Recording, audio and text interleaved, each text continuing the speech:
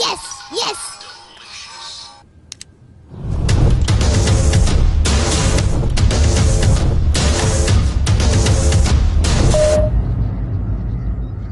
नानी नानी रे, ए नानी नानी रे नानी। का रे का हो?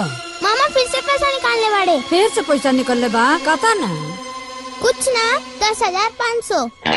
हे भगवान, ये तो लड़का बुझाता बर्बादे करके छोड़ी है।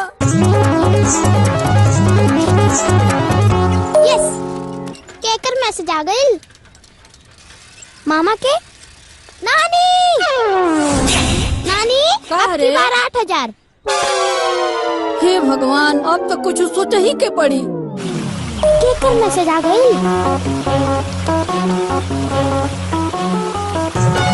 नानी नानी फिर से मामा पैसा निकालने वाले। केता ना 30,000। ना हम खाए ना गुडुआ के खाए दे।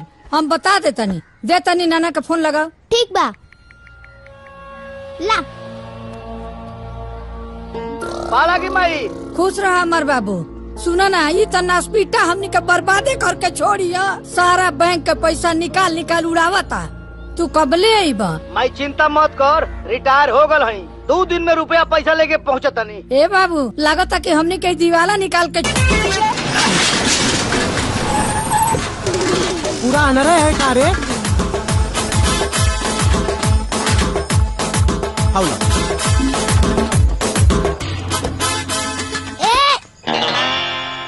एन्ने केन्ने रास्ता तो अन्ने बा। हमनी के गुड्डू बाबू बुलवले बड़े। मामा ए नानी नानी ए नानी। का रे? नानी रे, का रे? मामा लड़की बुलवले बाड़े। हाँ, चला नानी चला आओ। चल। अरे सरवा, जांगर चोर बाड़े का रे?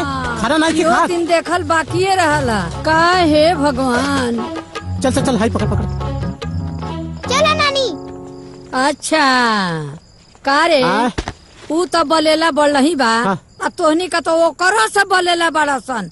भाग यहाँ से, भाग, भाग, दादी। भाग यहाँ से, भाग, भाग यहाँ से, भाग ना तो। आज हमार लाश गिरी आ चाहे जेल जाए, बाकी तोहरो लोग उनके सुधार के छोड़ा। भाग, भाग, भाग, भाग, भाग, भाग।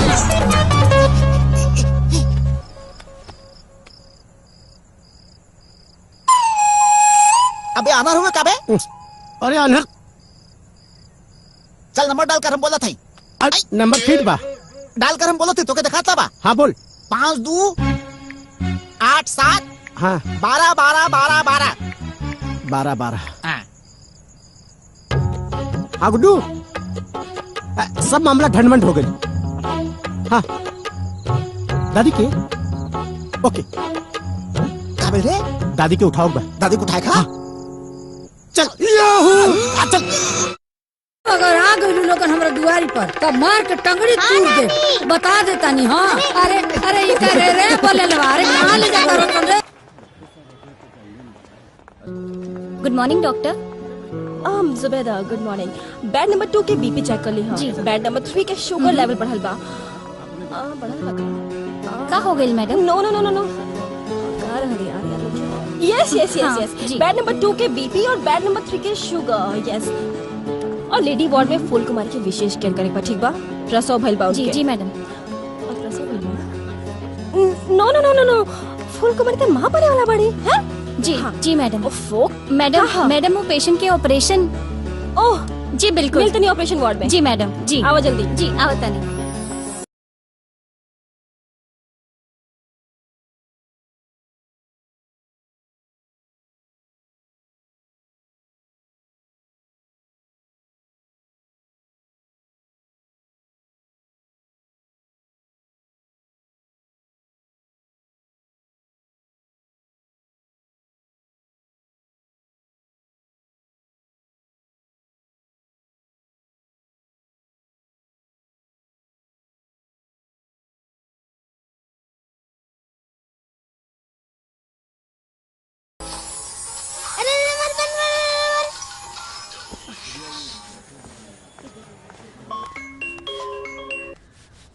हेलो।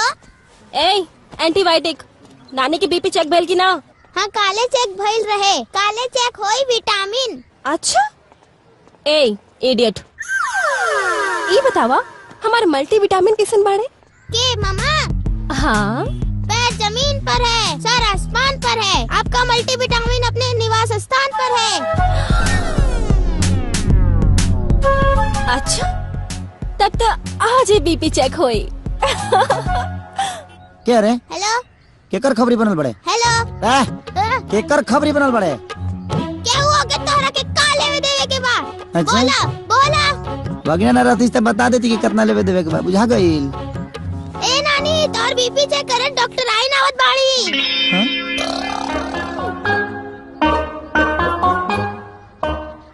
वो यहाँ आवे उससे पहले निकले के पड़ी।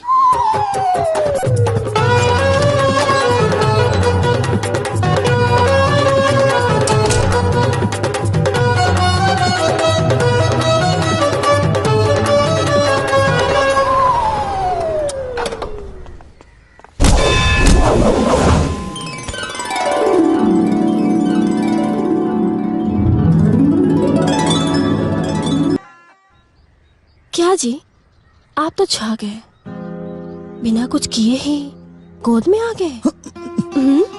तेरे पीछे पागल हूँ जालिम, जाने कितने साल महीने से।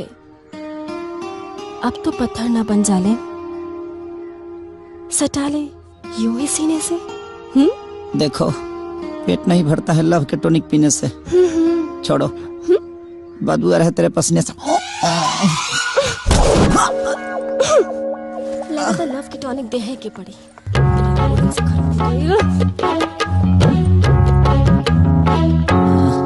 माइट ना रही तो हादसा हो जाता आज। ए बबुनी हमरो गुडुआ अगर मेडिकल के पढ़ाई छोड़ के बीच में ना भागल होई तू तो वो तोहरे ऐसन डॉक्टर होइत। जय दी दादी, गुड्डू नहीं दिन जरूर सुधर जाइए। अब का जाने तहरा ओकरा में ऐसन कौन गुण मिलेला ये हमरा समझ में ना आवेला। वैसे दादी गुड्डू गैलन कहाँ? हाँ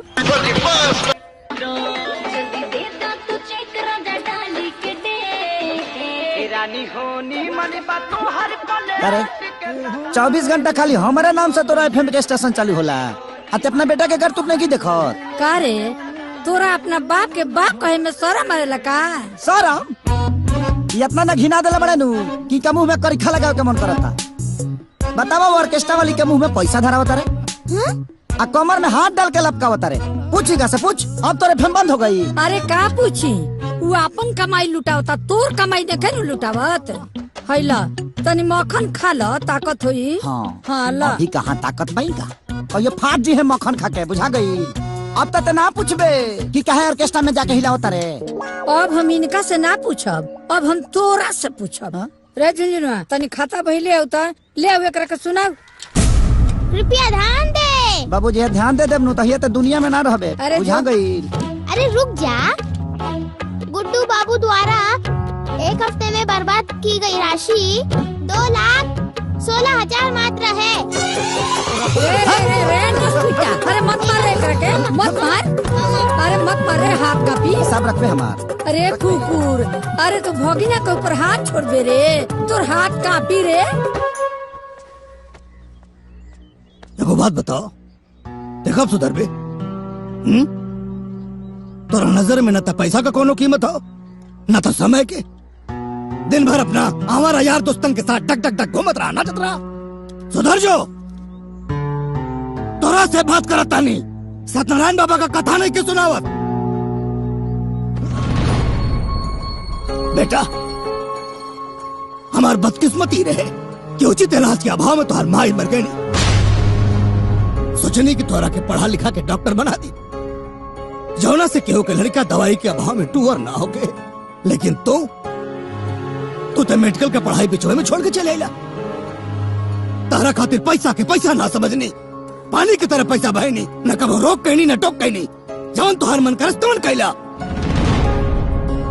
बाकी तू हमरा भावना के कबो कद्र ना कैला बेटा। ए बाबू ई तारा भावना के कदर का करी? जब ई तारा के कुछ बुझते नहीं खे तो ई भावना टावना के का कदर करी हो? हाँ तो ठीक बा, ना करे तो कान खोल के सुन लो। अब जमीन जायदाद रुपया पैसा घर द्वार कुल तोहार बा, लेकिन बाकी खातिर हमरा सोचे के पड़ी। हाँ सोचे के पड़ी। हाँ सोचे के पड़ी। तो का करब? हमरा के घर से निकाल देब? ना ना। हाँ तो ये नु करब कि रुपया पैसा ना देब खर्चा खातिर? ना ना वह कोनो बात ना। तो का करब? ब्याह करो। हाँ, सुनो तारा काला से हम बियाह ना करब, ठीक बा? ऐसे के हमारा भी खेले खाए के उम्र बा, आ यही उम्र में गाला के फांसी ना लगाए हम तारा कहला से। है बेटा। हाँ गलत फहमी में मत जिया। हम तोहरा ब्याह के बात नहीं के करो, तब अपना ब्याह के बात करता नहीं। बाबूजी हाँ बियाह करब। हम करब। सुना तारू अब हम चालू ना होई चालू। शहर में कुछ रखले बड़का वही सोच लो। हाँ हाँ ए धरती फाटा ना हम ढूकी हो। हई देख लो तू कह तारू ना, और है मलिदा खिलावा, मलिदा फाट जी है कहियो मलिदा खा के बियाह करिए। दिमाग हमार खराब नहीं क्या भाई, इनकर खराब भइल बा, इनकर घींचा लो खा के फाट जा। अरे चल फाट जा। बाबूजी बताएं भैया। तनी लेटेस्ट मोबाइल दिखाओ भाई। ये है भैया लेटेस्ट मोबाइल।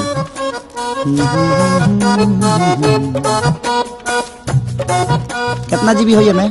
8 GB रैम बा।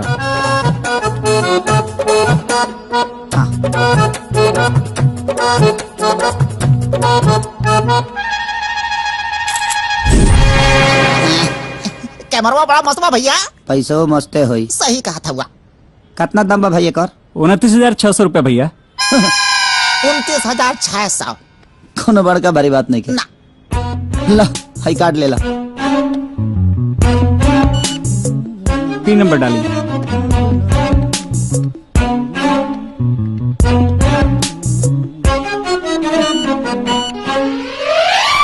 कार्ड ब्लॉक बा भैया। हाँ ब्लॉक बा? Card block? एक मिनट होकर।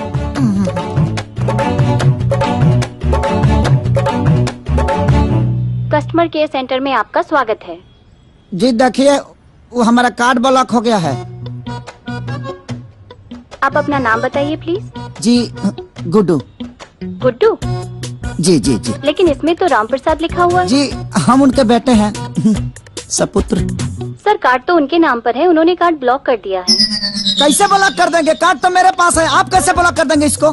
देखिए गाड़ी किसी की हो लेकिन सवारी तो हम ही करते हैं ना। हम उनके बेटे हैं, वो हमारे बाप हैं। I am sorry sir, card जिसके नाम पर होता है वो उसे ब्लॉक कर सकते हैं। सर इसमें हम कुछ नहीं कर सकते। कैसे हो सकता है? एक काम करिए, छोड़िए 10 मिनट के लिए खाली ब्लॉक हटा दीजिए, हम मोबाइल ले लेंगे फिर ब्लॉक कर दीजिएगा। सर यही हमारा नियम है कि जिसके नाम पे कार्ड होता है बस वही ब्लॉक कर सकता है और वही चालू कर सकता है। देखो तुम्हारा नियम 370 वाला नहीं है जो नहीं हटेगा, आखिर वो हटा ना। 10 मिनट के लिए हटाइए ना कि हमारा काम हो जाएगा ना रे। हाँ sorry sir, I can't help you at this moment, your time is up. Hello hello hello काट दे लॉस।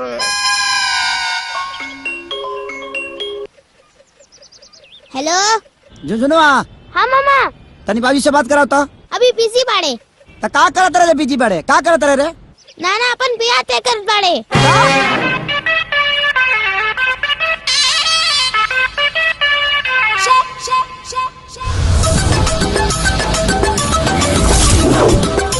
हाँ तो जजमान आज से 8 दिन के बाद ज्येष्ठ शुक्ल सप्तमी दिन शुक्रवार तिलक खातिर शुभ दिन बा। क्या बात? और आज से 10 दिन के बाद ज्येष्ठ शुक्ल नवमी दिन रविवार शादी खातिर बहुत शुभ दिन बा। देखा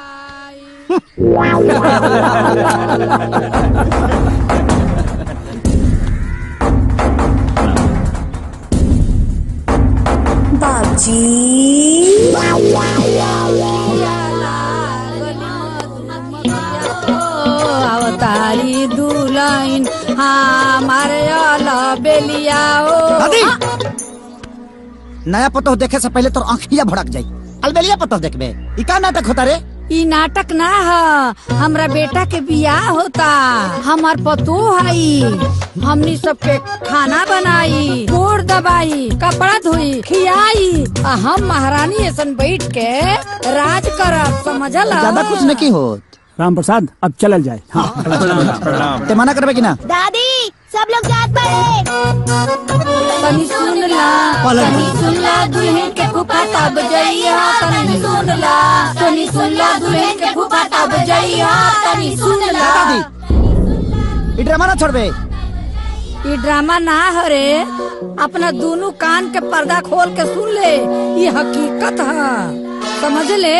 हट जाए के अपना बेटा के आशीर्वाद देवे हमरा के।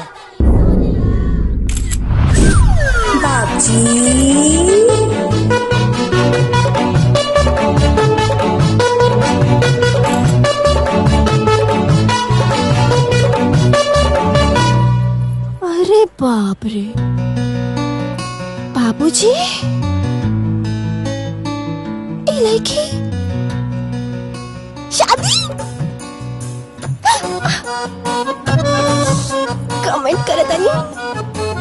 Congratulations, happy marriage life.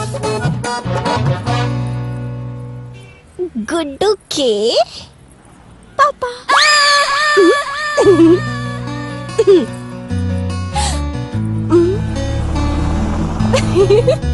ये गोलुआ। हाँ भैया। तनी हेने आओ, हेने आओ। हाई देख, राम प्रसाद चचा के खेला। कहो ई बुढ़ोती में शादी करता है।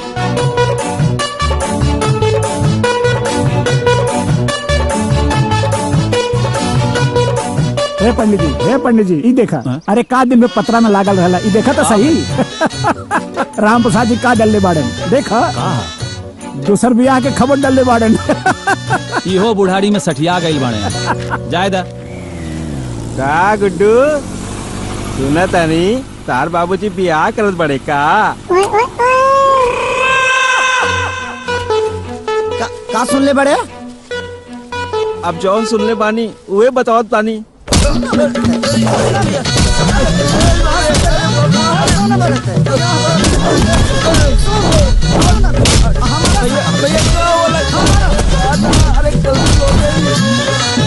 हमारा से कहा गलती हो गई, हमारे बाबूजी बियाह का तरह गलती हो गई भैया। कहा रे गुडुआ, सुनले बानी अपने बाबूजी के बियाह में सवलिया तू ही ना बनबे। अरे बाप रे, का चाहत रहा सफर स्टेशन में हाथे हो जा हमार। अरे हो जा, अरे रात में तो भूख गई भूखा।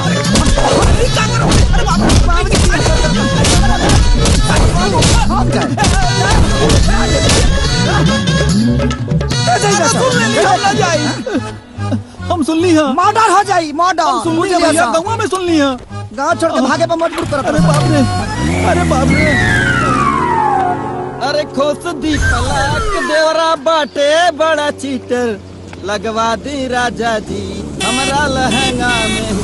अरे गुड्डू बाबू, अरे मालिक के बियाहवा में बफर बाकी जनरल हो। आपके 2-3 जने के रसगुल्ला खिया क्या होता? कहाँ बफर जनरल नहीं, पतल घींच बा। आ जब तक ले तोरा के घींचे ना तले पूरा ना हो। पतल घींचे तो खोई दे।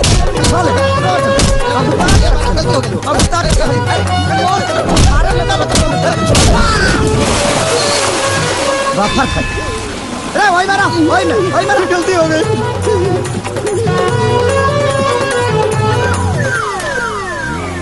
अरे का भाई, कुछ गलत बोल देनी का हो?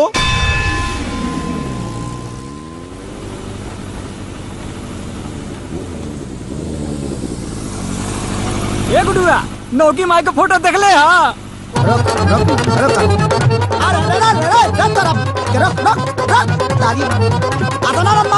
फाट जाई।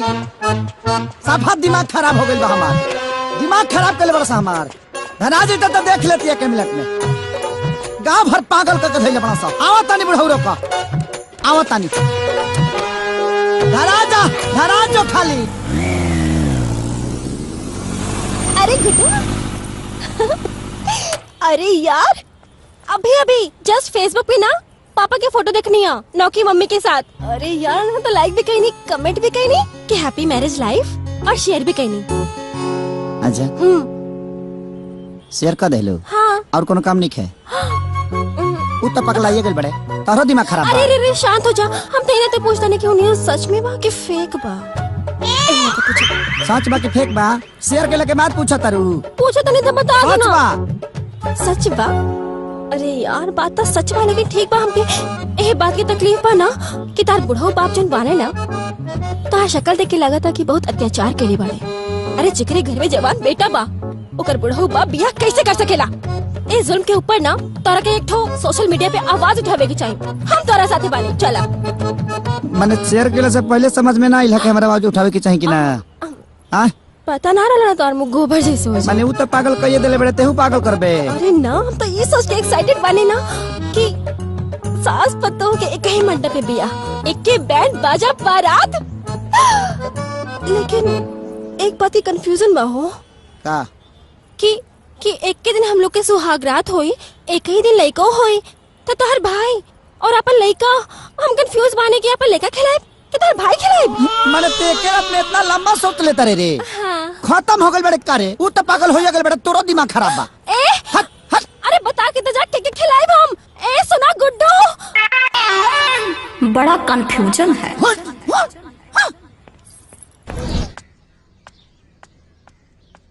माई खाना वाना बन गइल बा? हाँ बबुआ खाना बन गइल तनी ले आओ, भूख लागल बा बहुत तेज। ठीक बा तनी ले। बहुत तेज भूख लागल बाटे। अच्छा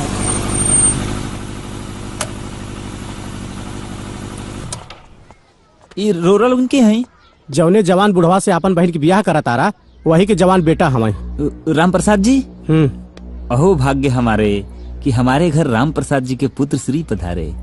अच्छा एक बात बताएं, भोजन में रोल का ले, मुर्गा की मछली? जहर बा ना, वो तो ले पूरे बाजार से। तो मंगा लो जल्दी से। कैसे तरह दोनों जना के खा के मरे के पड़ी। ए बाबू बिटिया के बियाह है के समय पर अशुभ मत बोला, शुभ शुभ बोला बेटा। रोलून बियाह करता नहीं कि जीते जी अपने बेटी के सलाद करता नहीं। जवान आदमी 4-5 साल के बाद ओकर स्थिति न रही, जल्दी पलांटी मार दी। वो आदमी से बियाह करते रहुआ, आँखी पे पर्दा पड़ गई बा कि बेटी सौतली ही रहू। अरे जीते जी अपना बेटी के नरक में भेजा नहीं रहुआ, नरक में। ओकरा के का दे सकले रहुआ? कुछ ना, एगो विधवा के लिबास दे सकीले। ए माई तू जा तो जा जा जा जा। लागत के पगला गई है। बहुत कुछ रह जाई। रउरा हमरा के पहचानी है ना? हमरा चेहरवा पर सी लिखल बा का? जी। जब तक राम प्रसाद जी के सारा जायदाद हमरा बहन के नामे ना हो जाई ना, तब तक हमरा बहन के बियाह रउरा राम प्रसाद जी से नहीं हो सकत। छी छी छी छी छी, संपत्ति के लालच में आके भाई हो के इतना घटिया काम करता रहा। तो का रउआ लोग समाज सेवा खातिर परेशान बानी, ना ही ना धन दौलत खातिर परेशान बानी। ए हमार ना होखे वाली माई, तू एकरा गेम में शामिल बाड़ू। जो हट हट हट। तू कुछ कला, लेकिन हम बियाह ना होके दे तो ना होके दे। ए इस शादी हो के रही। एगो कहावत सुनले बड़ा ना कि मियाँ बीबी राजी तो का करिए गांव के काजी। हाँ जी। अब देखा तरी कि बुढ़वा बारात कैसे साजी। चल रे जा जा, देखा तने हम गए। आवा तू तिलक लेके। ठीक बा, हम देख ले। जा तारा रेप ना करी तो हम राम प्रसाद के एकलौता बेटा ना। ठीक बा, जा जा, हम आवा तनी। अरे गुडुआ के फोन। हेलो हेलो दीदी प्रणाम। हाँ खुश रहा। जितना जल्दी हो सके जीजा जी के लेके तू घरे आजा। का बात बा? का भाई? बाबूजी बियाह करता रे। पतो उतारे के उम्र में मेहरारू उतारत बाड़े, बुढ़ौती में बुढ़घाउस धैले बा। हमार हाल बानी बेटा। ठीक बा फुआ प्रणाम। रिक्शा वाले का पैसा दी और हमरा पीछे जल्दी से आ जाए, रुकी मत। बियाह होता आई जी। हाँ सुन, एकरा में तोरा जवन जवन पसंद होखे सब रख ले। हाँ माई हमारा तो कुल पसंद आवता, सब रख ले। अरे पाहुन प्रणाम। अरे का नमस्ते करा तारा? भैया तू माँ बेटा मिल के खानदान के इज्जत मिटा के मनवा लोगन। हाँ अरे जा लोगन, तू लोगन दूर से आइल बाड़ू लोगन, आराम कर लोगन, चाय पानी कर लोगन, फिर बाद में बात करिए लोगन। हाँ ते तो मत बोल माई, बूढ़ पुरनिया होके नीमन रास्ता दिखावे के चाहिए, ते तो उल्टा साड़ी पसंद करत अरे। का हो राम प्रसाद भाई, ई उम्र में तो के कौन सा शौक चढ़ गई बा? बाबूजी, रउआ ए उम्र में बिया करब तो कितना बदनामी हुई। अरे एगो बेटा बा, रउआ ओकरा बारे में नहीं सोचत। तोहार ई करनी से ना ओकरे माथे पे मोरियो ना चढ़ी। ये फैसला बदल दे बाबूजी। फैसला बदल दी ना, फैसला बदले के पड़ी बाबूजी। हाँ भैया, ना तो हमनी के जेल धिक्कार है। चुप, सब लोग चुप। चाहे बेटे हो खाए और चाहे बहन, हमरा अपना काम में दखलंदाजी पसंद रह के इसे मुखिया अपना ससुराली में दिखाया लोगन।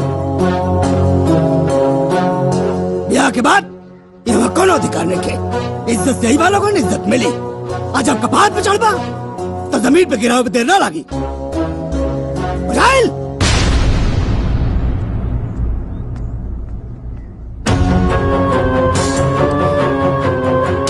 हम इतना मूर्ख नहीं थी कि हम क्या हमारा औलाद सिखाई। जवान करा था नहीं, ठीक करा था नहीं। यह हमारा फैसला बा।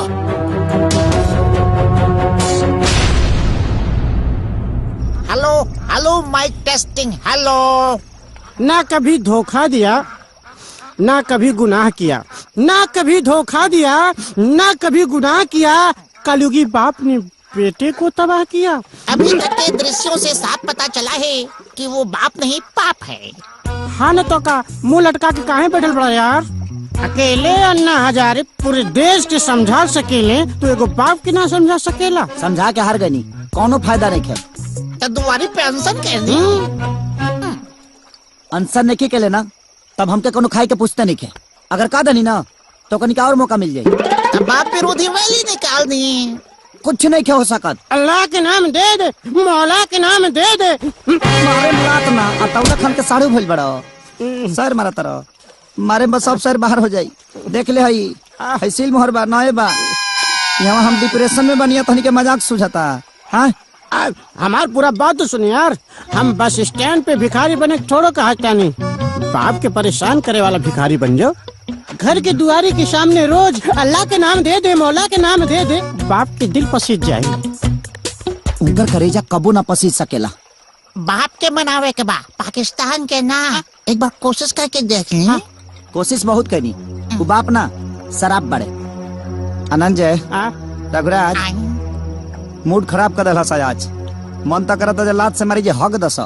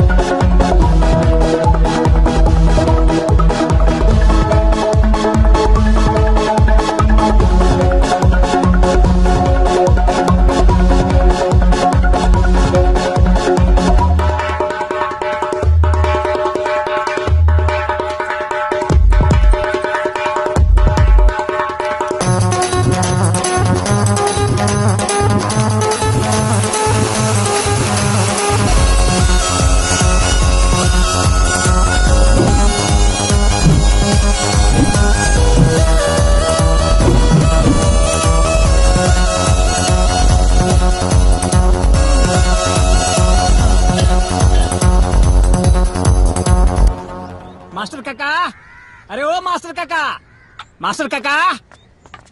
कहाँ भेल रे बाबू? अरे तोहरा के पंचायत में बुलाहट बा। पंचायत? हाँ। के रखोले अरे बेटा? अरे गुड्डू भैया तोहर लइका। गुड्डू भैया? बाप के खिलाफ पंचायत बैठोले बा। हम हो चलतनी भरल पंचायत में उनका कर लतावा सनी ना तो हमरो नाम भानु ना। हाँ माई तक काहे परेशान होता रे? हाँ हम मानी नू।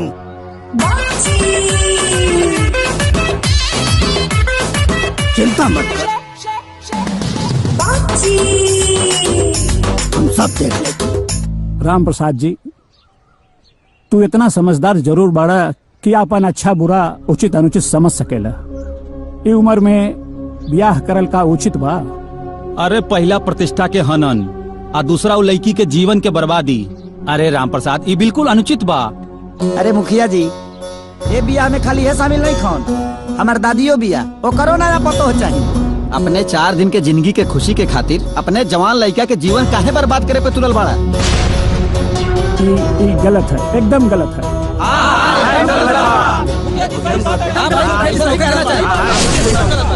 काहे गलत है मुखिया जी? कौना वेद शास्त्र में लिखल हो कि आदमी अपन जिंदगी अपना हिसाब से ना जी सकेला? बोला। लेकिन अपना उम्र के भी तो ख्याल रखे के चाहिए ना। अब मुखिया जी पंच के बीच में का बताई? अकेले मिलबा तो सब बात बता दे। और हाली पंचायती के बात तो भाई उम्र में हम ब्याह काहे ना कर सकीला? ब्याह के कोनो उम्र होला का? ही करे तो रासलीला, हम करी तो करेक्टर ढीला। जौन पंच बोलौले बड़ा गुड्डू बाबू, ये हमार बेटा ना हवे, ये हमार बाप हवे, बाप। इनसे बड़ा नकारा हमारा खानदान में क्यों ना भइला आज तक? इनके डॉक्टर बनावे खातिर भेजले रहने, बीच में छोड़ के चले आइले पूरे पैसा के सत्यानाशी। इनके पैसा दा देखा हीरो बन के घूमत हमें, जूता कपड़ा सब चाहिए इनके। एटीएम मशीन में से कुल पैसा खाली हो गई। हीरो बन के घूमत हमारा लत्ता बिन बा तू। तुहारू करम बा कि एक दिन तू नकारा बन के घूमबा। ये बेगैरत इंसान हवे। देखा हमारा ही पंचायती मंजूर न की। ये काम चोर आदमी जवन मन तमन करे, हम ब्याह करब तो करब। सुन ले लो भाषा निकार, हम कद चोर हैं, हम नकारा हैं, हम निकम्मा हैं, हम हैं या रह हमार बटवा दिलो। अच्छा कै दूर खरीद ले बड़ा? कै दूर खरीद ले बड़े? ले दे कि तो पुरखा पुरनियन के को घर बा 5 कट्ठा के बांट ले एक हिस्सा हुई में। अब बाकी रहल अपन धान जौन अर्जित कैले बानी नू, और मन एक चवन्नी ना मिली तोरा, एक चवन्नी। ए हेलो, ए एहसान के हमके कोनो जरूरत नहीं है। जहाँ तक लेबे के सवाल बा तो से ले हम ना छीन ले, लेकिन एकर फैसला आप कोर्ट करी। अरे गुड्डू, ए बेटा कहाँ जात बा? जा कोर्ट में। एमे कौन बड़का बात बा? ऐसन ऐसन केस में तो हम रोज डिग्री करावे नहीं भाई। वकील साहब, मतलब गुड्डू के केस में डिग्री मिल जाई? अरे पहल के सुनवाई में हम डिग्री रउआ के हाथ में दे के भेजो। वकील साहब 1 मिनट, अगर हुआ इतना कैपेबल बनी तारा नाम कमीना प्रसाद, कमीना हाँ माने राउर नाम कमीना प्रसाद कहे पड़ल? अब देख, रावण बहुत बड़ा ज्ञानी रहे तो लोग ओकरा के राक्षस काहे कहत रहे। फिर वैसे ही वकील के जात थोड़ा बदनाम बा, वैसे हमार नाम कमला प्रसाद बा। अच्छा, ये पुकार के नाम कमीना हो ना भाई, कमीना हमार ब्रांड हो गइल बा। आओ ना कुछ खायल पियल जाओ नेचर के हिसाब से। अरे रउआ लोग चिंता जिन करी महाराज, एक बार जब हम केस ले लेवे नी तो समझ लो हमार हाथ से वो केस कहूँ जाई ना, जीत के ही दम लेवा तनी। 6 गो समोसा पार्सल करो। अच्छा देखा भाई, हम तहार पेपर पूरा बनवा देले बनी जी, ठीक बा? तहनी लोग एगो प्रूफ लेके आ जा जेमे तहार नाम और तहार बाबूजी के नाम राम प्रसाद लिखल हो, बस ठीक बा? आधार कार्ड चली? अरे दौड़ी भाई दौड़ी, काहे के प्रूफ के मामला में आधार कार्ड सबके बाप कार्ड होला। हनु हो गईल। चलो चलो चलो। और देखा स्टाम्प पेपर लेवे के बा और रजिस्ट्रार के पैसा देवे के बा और हमार फीस भी बा। तो निकाला तब तक। हाँ लाओ।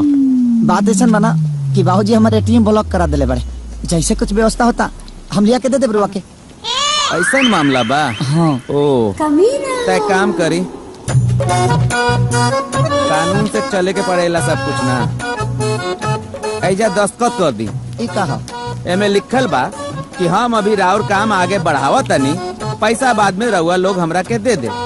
अटेस्टेड न करवावे के पड़ेला हर कुछ। ऐजा साइन कर दी। लो लो हाँ लाओ।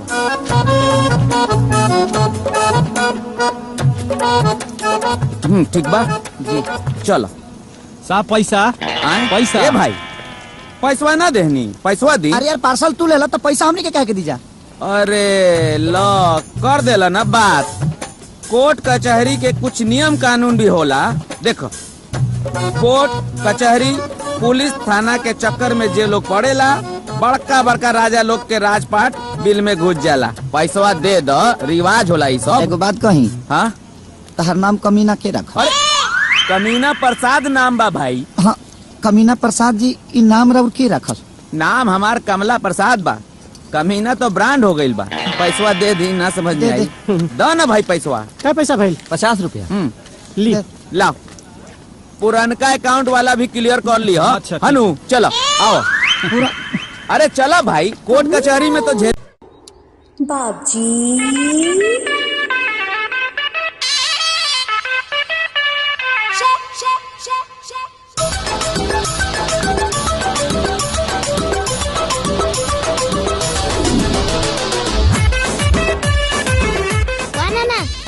एकदम मस्त लगाता। हैंडसम लगाता नहीं बेटा? हाँ बहुत हैंडसम। अरे तेरा नाना हैंडसम है ही है। क्या होता? वाह नाना वाह। ओ तहे बुढ़ाओ का जंटिंग पेंटिंग होता है। बुढ़ा किसको बोला जी? आई एम नॉट बुढ़ा। बुढ़ा होगा तेरा दद्दू। I am Ram Prasad. ओके? हाँ जी। नाचवा में का कहला सानंद जी? हाँ तो गौर करिए, सीमेंट बालू से कभी मकान नहीं होता, बिना सीमेंट बालू के कभी मकान नहीं होता, और काली कितना भी पोत ले कोई बुढ़ा कभी जवान नहीं होता। हमने के पुरानिया लोग कहला कि जवन जवानी में कल जाला तो बुढ़ापा में भोगे के पड़ेला, और जवन बुढ़ापा में कल जाला जवानी में भोगे के पड़ेला। बुढ़ापा में से जवानी में केंगा जाई रे? उनकर वाला गोलियां ते खतरी मारे नीचे से निकल जाई, बुझाई? केतनो लाल लगाम लगा ले केहू, लेकिन घोड़ी ना मिली। अच्छा पुरानिया बैल के केतनो चोकर खिया दे केहू। अच्छा ज्यादा ना जोती। लगाता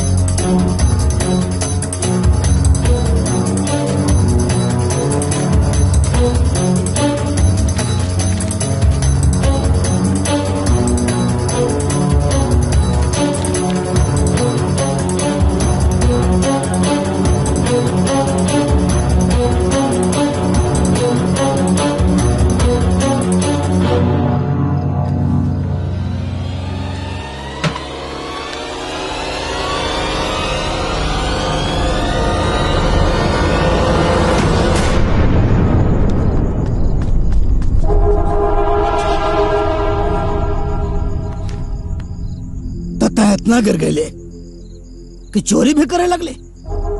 कच बात देखा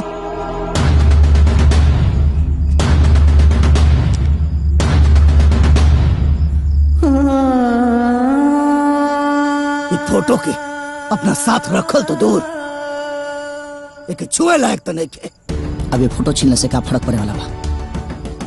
भगवान तो ममता के छाया हमारा सर से छीन ले, वैसे भी अच्छा ही कही झिंगा के उठा ले, न तो आज ही तो हर करनामा देख के ना जीते जी मर जाती।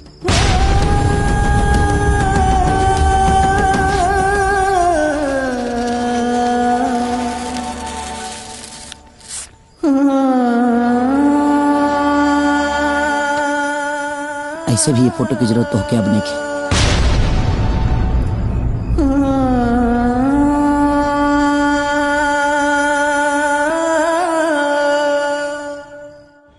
नमस्कार, हम गुड्डू और हम जानत तनी कि आज हम जौन करे जा रहल बानी वो बहुत लोग के तकलीफ दी। मैम। हाँ लेकिन एगो जवान बेटा का कर सकेला? एक गुड्डू हमरे के जिए ना दी। जब बुढ़ापा में बाप के नियत खराब हो जाए, बाप सब सम्मान के पानी में दबा दी, तो एगो बेटा का कर सकेला? ये दुख के घड़ी में हमारा अपन केहू साथे नहीं, अगर केहू साथे बा तो कानून बा। और कानून के कुछ लोग बा, जैसे कि हमारा बड़ भाई की तरह कमीना प्रसाद। हाँ, कमीना प्रसाद जी। यही के सहारे हम आज कोर्ट में आइल बनी, अपना हक के लड़ाई लड़े खाती, अपन हिस्सा लेवे खाती। हम जानता नहीं कि थोड़ा सा ही दुख बा हमरा खाती। अगर ये उम्र में बाप ऐसे करी तो एगो बेटा पका गुजरत हुई, वो लोग सब समझतो कब। मुखिया जी तनी हाई देख ली, गुडवा अपने बाप के खिलाफ कोर्ट में केस करे जा रहा बा। और कमीना प्रसाद जी हमरा साथे बनी। पंडित जी कलयुग है, कलयुग, कुछ भी हो सकेला। हाँ बेटा। मामा तोरा पे केस करे बाड़े। नानी केस कइले बा। नानी मामा नाना पे केस कइले बाड़े। हाँ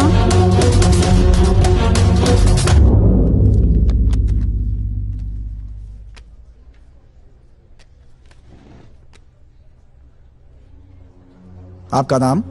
हजूर गुड्डू कुमार। मामला क्या है?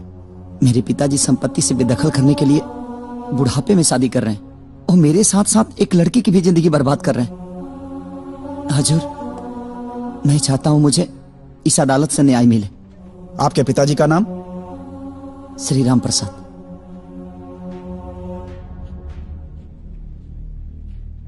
आप झूठ बोल रहे हैं। क्या? आधार पे आपके पिताजी का नाम श्री राम सेवक प्रसाद है।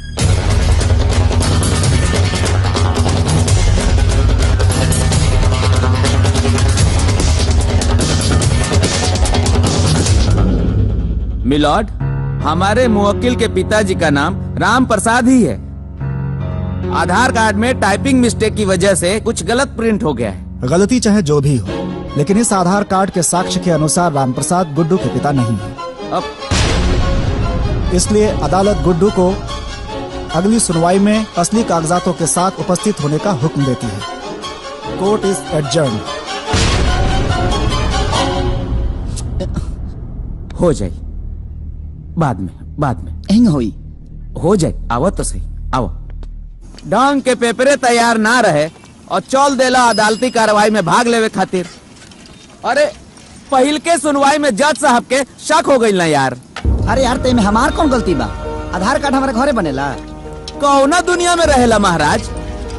हतना दिन से आधार कार्ड लेके पॉकेट में घुमा तोड़ा, ओमे का लिखल बा ना लिखल बा लौकल नहीं के कबो। डॉक्टरी पढ़े वाला और आधार कार्ड न देखला अपन। अरे पहले ही सुधर गईल रही तो अब आज ही लफड़ा न भइल रही। अरे तो पहले ना सुधरल तो अब सुधर जाई। हाँ चल आधार कार्ड ऑफिस पर। सुना ये आधार कार्ड ऑफिस सेकेंड सैटरडे के हाफ टाइम हो गई, मतलब बंद हो गई हुई। अभी बहुत जोर से भूख लगल बा, दबा के खाए के मन करता है। भूख तो लागल। एगो काम कर, तनी को खा लिया सा और किलो साहब के भर पेट खिया दिया सा। ठीक है। ए भैया पैसा वकील साहब दे दे। ए 3 प्लेट छोला भटूरा। अरे ना हो, चाय 3 गो चाय। हाँ भाई, हम अपना पैसा से खाली चाय पिए नहीं, बाकी सब क्लाइंट देला। बैठो। कमीना। बस पार्क करो। आज काम हो जाए ना? हो जाए। क्या बात है? ये आधार कार्ड में फादर्स नेम करेक्शन करवाए के बा। हो जाएगा तो कर दीजिए। रजिस्टर मोबाइल नंबर है ना? हाँ है। जो करेक्शन करवाना है लिख के दे दीजिए, 1 हफ्ते के बाद हो जाएगा। अरे यार 1 हफ्ता बाद अब तब ले तो के पता बस सारा खेला ही बिगड़ जाए हमारा। अरे भाई ये सब काम यहाँ नहीं होता है, सरकार के पास भेजना पड़ता है और टाइम लगता है, जिसके कारण तब तक अपना खेला चलाइए। आप समझ नहीं रहे, हमारे जीवन का सवाल हो, हमको अभी चाहिए। अरे यार गजब पागल हो, तुम्हारे जीवन का सवाल है, मेरे जॉब का सवाल है। सरकार से सैलरी लेते हैं, तुमसे नहीं, समझे? अब एक प्रोसेस होता है, एक प्रक्रिया होता है सरकारी काम में, तब जाकर वहाँ पर काम होता है, समझे ना? बाद में आइएगा। सरकारी यार पता बा, कहीं पति के नाम गलत, कहीं पिता के नाम गलत, कहीं पिता के नाम गलत, पूरा जीवन सरकारी दफ्तर में बुला के नाश कर रहे हैं। अरे भाई बाहर चलिए, बाहर चलिए। चलो बाहर चलिए। एक मिनट। अरे भाई चलो, सॉरी चलिए आप लोग, चलो बाहर यार, बाहर चलो यहाँ से।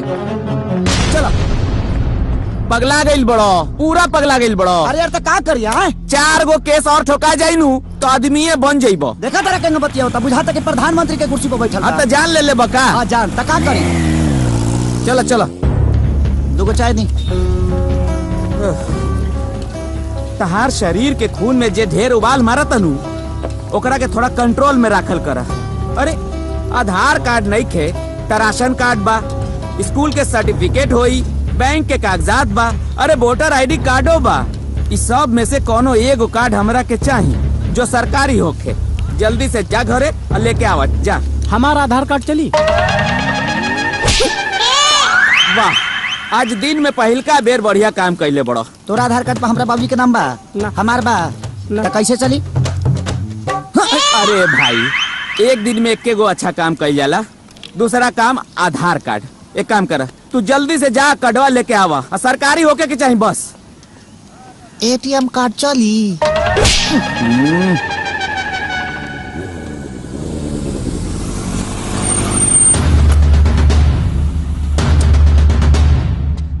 रुका मामा, तोहर एंट्री नहीं खे।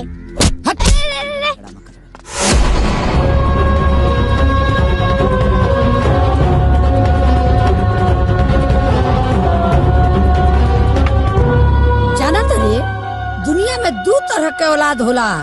एक सुपुत्र जे अपना माई बाप के तीर्थ प्रयाग ले जाला, आ एगो तोरा ऐसन कुपुत्र जे अपना माई बाप के कोर्ट कचहरी घुमावेला।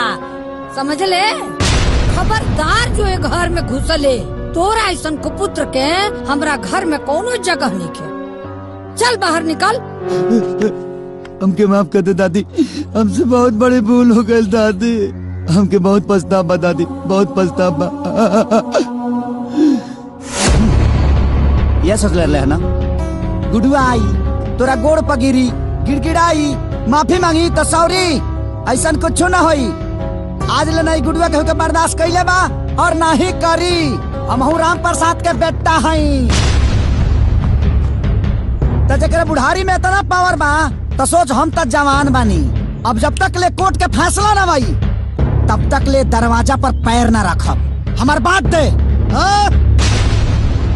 बात दा। ये घर हमारा कमाई से बनल बा। घर तोहरा कमाई से बनल होई, लेकिन दुआर पुश्तैनी हो ना, एमे हमार हिस्सा बाकी ना। यही महल के सामने है ना पनाली गिराब आ खूंटा गाड़ के रहो।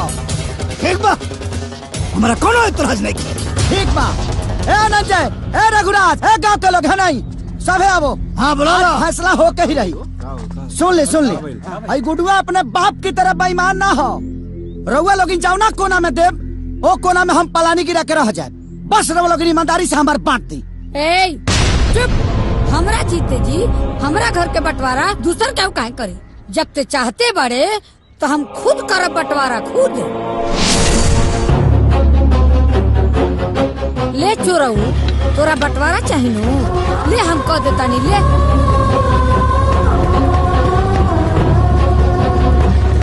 ए दादी, ये तू बहुत गलत करत तारू। हमारे गुड्डू भैया के भगवान राम जैसे बनवास भेजे तारू।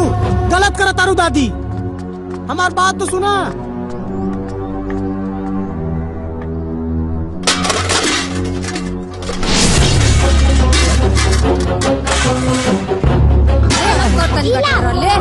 ले हई बर्तन ले। लग चाहिए। भाग रे रघुराज। कोना ले। ले और चाहिए, ले और ले बर्तन। ले इहो ले जो। ले हई कुकर है, इहो ले जो। ले हई थाली है।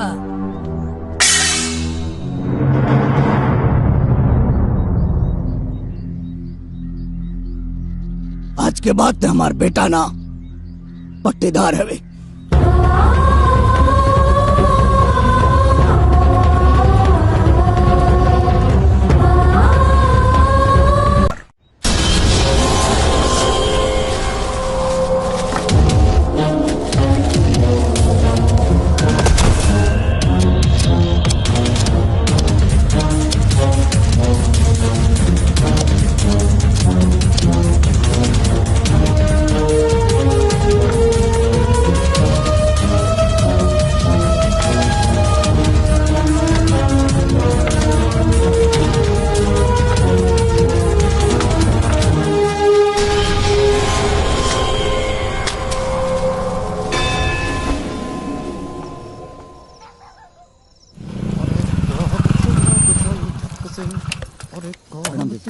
ते ई सब का करत अड़े?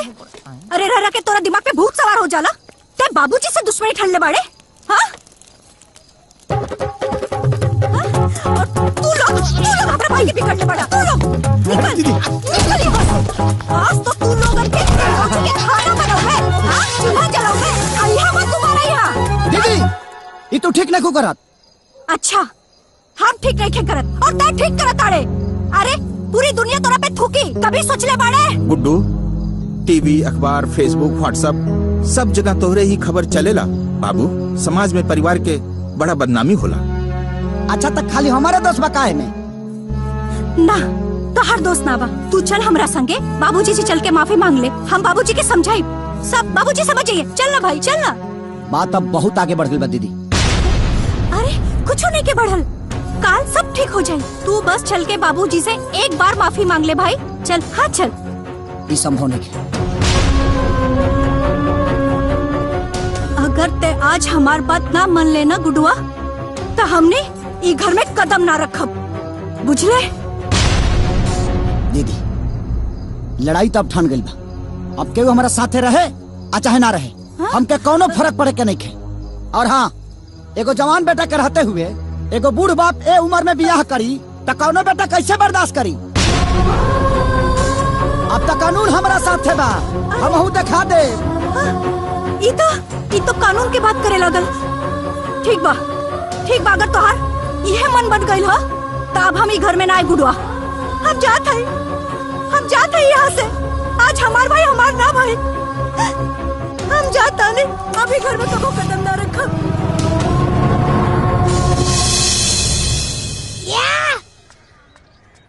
ए नाना। हाँ बेटा। यहाँ आवा बैठा।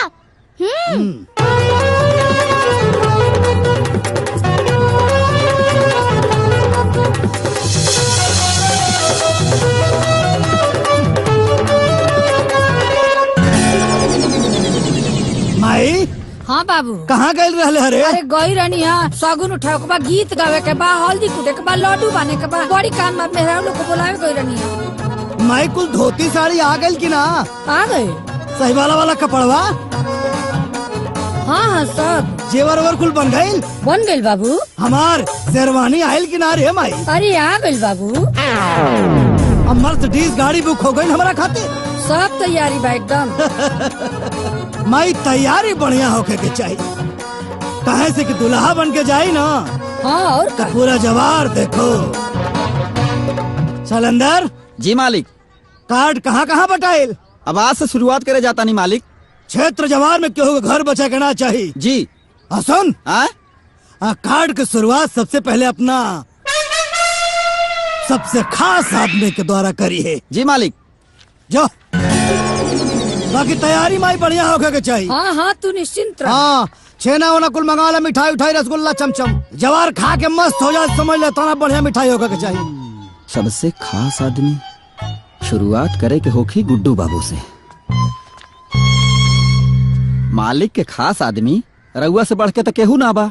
तो हम सोचनी है कि बरम बाबा से पहले रउआ से ही शुरुआत करी। ई ली अपन बाबूजी के कार्ड।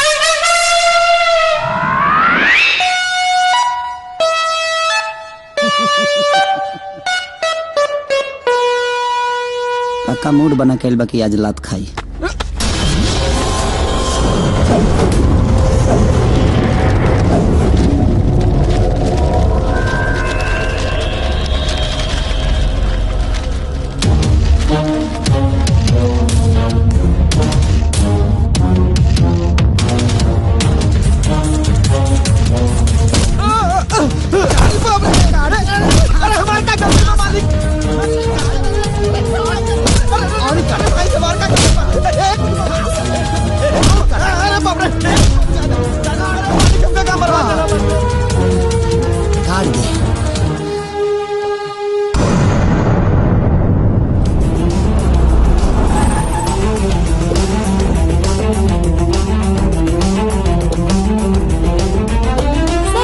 आपके पिताजी शादी कर रहे हैं, इस पर आपको क्या कहना है? ये सवाल आप मुझसे करें, ये सवाल जाकर उनसे करिए। शादी होती है अगर उसका देखने वाला कोई नहीं हो, करने वाला कोई नहीं हो। लेकिन अगर एक जवान बेटा के रहते हुए अगर एक बूढ़ा बाप शादी करे तो एक बेटे पे क्या गुजरती है वो बेटा ही जानता है। अरे जिस उम्र में नाती पोता के उंगली पकड़ा के दुनिया की अच्छी शिक्षा देनी चाहिए, उसे अच्छा रास्ता दिखाना चाहिए, उस उम्र में एक बाप अगर शादी करे अपने जवान बेटा के रहते हुए, तो उस बेटा को तो धरती फाड़ के घुस जाना चाहिए। दुनिया कुछ भी कहे कुछ भी करे, मुझे कोई फर्क नहीं पड़ता। मेरी जिंदगी है, मेरी खुशी है, मैं अपनी जिंदगी अपने हिसाब से जीऊंगा। मेरी मौज है। इसका मतलब आपके हिसाब से ये गलत है? गलत है, ये मानवता का चीरहरण है, गलत ही नहीं है। चलली कौशल्या रानी बेटावा भी आए हो, दहके चिड़ैया उड़ी लागेली आकाश हो। देखिए, ये अपने आप में एक बहुत ही अनूठा केस है। एक बाप को साबित करना है कि ये मेरा बेटा नहीं है, अब बेटा को साबित करना है कि यही मेरे पिताजी हैं। लेकिन हम आपको आश्वस्त करते हैं कि न्याय प्रक्रिया में हमारा पूरा विश्वास है। मैं अपने मुवक्किल गुड्डू कुमार जी को न्याय दिलवा कर ही रहूंगा। थोड़ा सा इंतजार कर लीजिए, कोर्ट की कार्रवाई अभी चल रही है। ठीक है, धन्यवाद।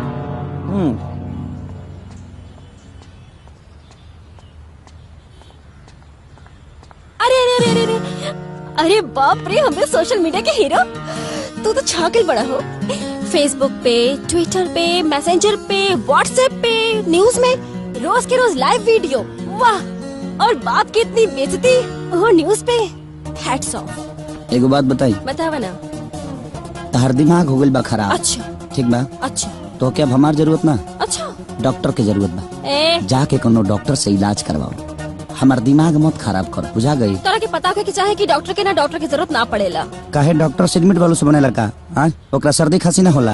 इतना दिमाग तनी शर्म करे ना, काहे के बेमतलब के दिमाग खराब केले बड़ू हमार। शर्म तोहरा क्या आवे के चाहिए? तोहके शर्म ए ले आवे के चाहिए कि तू डॉक्टर ने के दिल के साथ रोज के रोज खेला खेला ताड़ा। अरे हम तोरा से प्यार करे नी, और तू हम के हार्ट अटैक खा जाई ना एक दिन, तो तू बस बुलाओ रह जाई, हम बिल्कुल आए। सुना ना, का अपना देह के डिस्पेंसरी से एगो ऐसा मेडिसिन दे दो कि तू निमन हो जा, हम होनी रोग हो जाए। तोके लगा था तू लाइक बाड़ा। हाँ दे दा ना। अरे हटा ना। दादा रे बक, बिल्कुल मेरे पीछे मत। इतना देर लेता, हम आज तक केकरो इंतजार। अरे यार, तू कहाँ रह गईला यार? बाबूजी के ब्याह हो रहल बा त कपड़ा सिलवावे गईल रहला का? अरे यार, तू आदमी के पैजामा हुआ का? कुछ भी अनाप शनाप बकत रहला। एबरा बुढ़ऊ के हिला के आवतानी।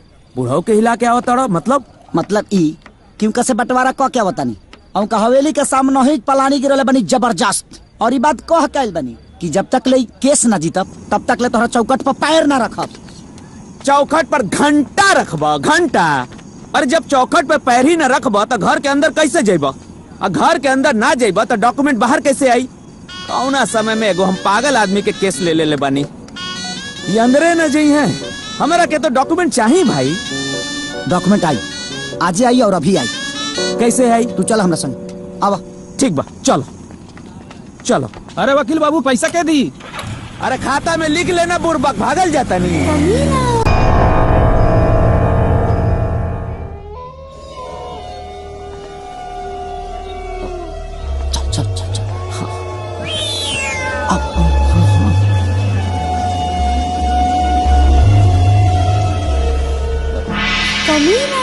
हमरा के कहाँ लेके जात पड़ा यार?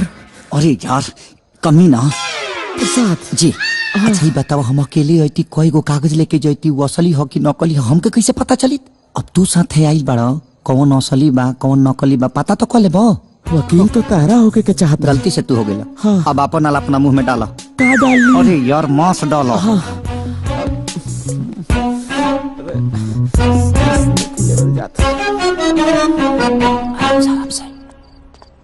ए भाई, 2 नंबर लाग गई। अरे खतना खाता रहे जी, हगबा का हगबा जा। अरे ना ना, फोटो में जाके सही करबा का कि ना? पहले हगेंगे उसके बाद सबूत पेश करेंगे। चलो। अरे वाह, कमीना। अरे यार कमीना। प्रसाद। हाँ प्रसाद। जब तोरा 2 नंबर लागल बा तई ठोसल जरूरी बा, हगबा है जी। देख के लालच आ गइल है। चल, जना काम खतेल बड़ा भूल गेला। चलो।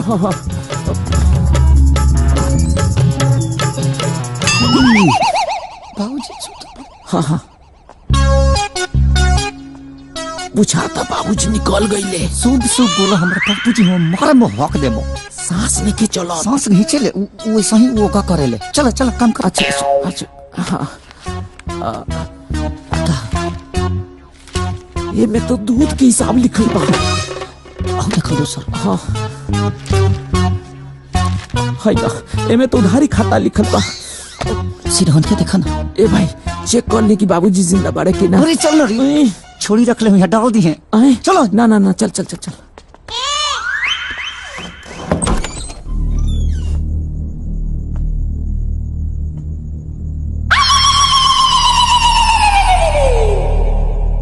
अरे जाना दूसरा तुमको मैं देखा हूँ।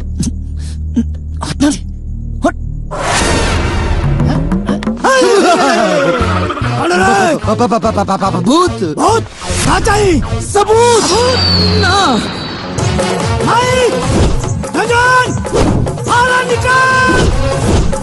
अगर आप बाबा तक तुरंत मार कहाँ गए हो नाना? भाग गए ससुरे। कहाँ गए? आओ बेटा आओ। प्रणाम प्रणाम प्रणाम। खुश रहा बेटा खुश रहा। रवा तो जाना तनी ना कि हम केकर बेटा हई, कब पैदा भई रहनी, केकर नाती हई, कहाँ घर है हमार, बता दी ना वकील साहब के। हमारा के सब मालूम बा, सब कुछ पता बा कि तू राम प्रसाद के बेटा बाड़ा, यही गांव में पैदा भइल बाड़ा। लेकिन बाबू हम कुछ लिख के ना दे, काहे से कि जब तक तू अपने पिताजी के ना लेके आई बा हम कुछ लिख के ना दे। पंडित जी पंडित जी पंडित जी पंडित जी प्रणाम।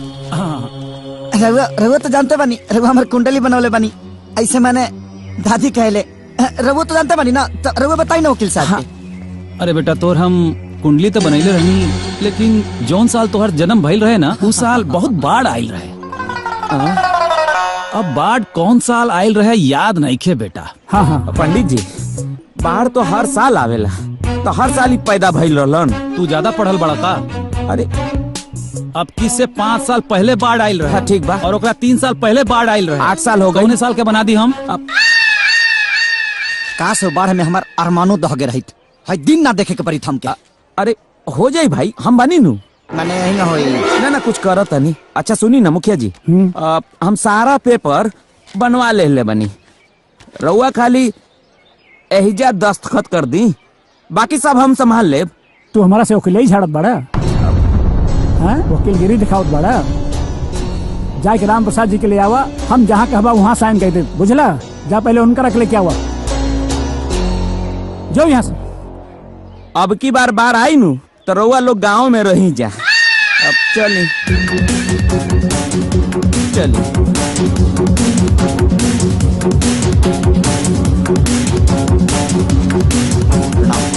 हाँ खुश रह खुश रह। प्रणाम। खुश रह।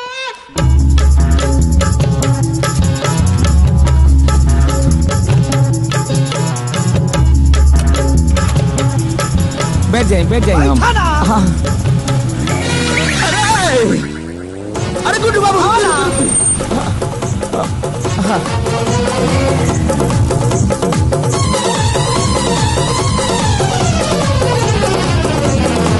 सॉरी सर, आपके पिताजी के परमिशन के बिना हम कोई भी डॉक्यूमेंट्स आपको नहीं दे सकते हैं। का? अब हो जाए जीरोक्स जीरोक्स सर, जीरोक्स सर जीरोक्स भी तो ओरिजिनल कॉपी से ही निकलता है ना सर।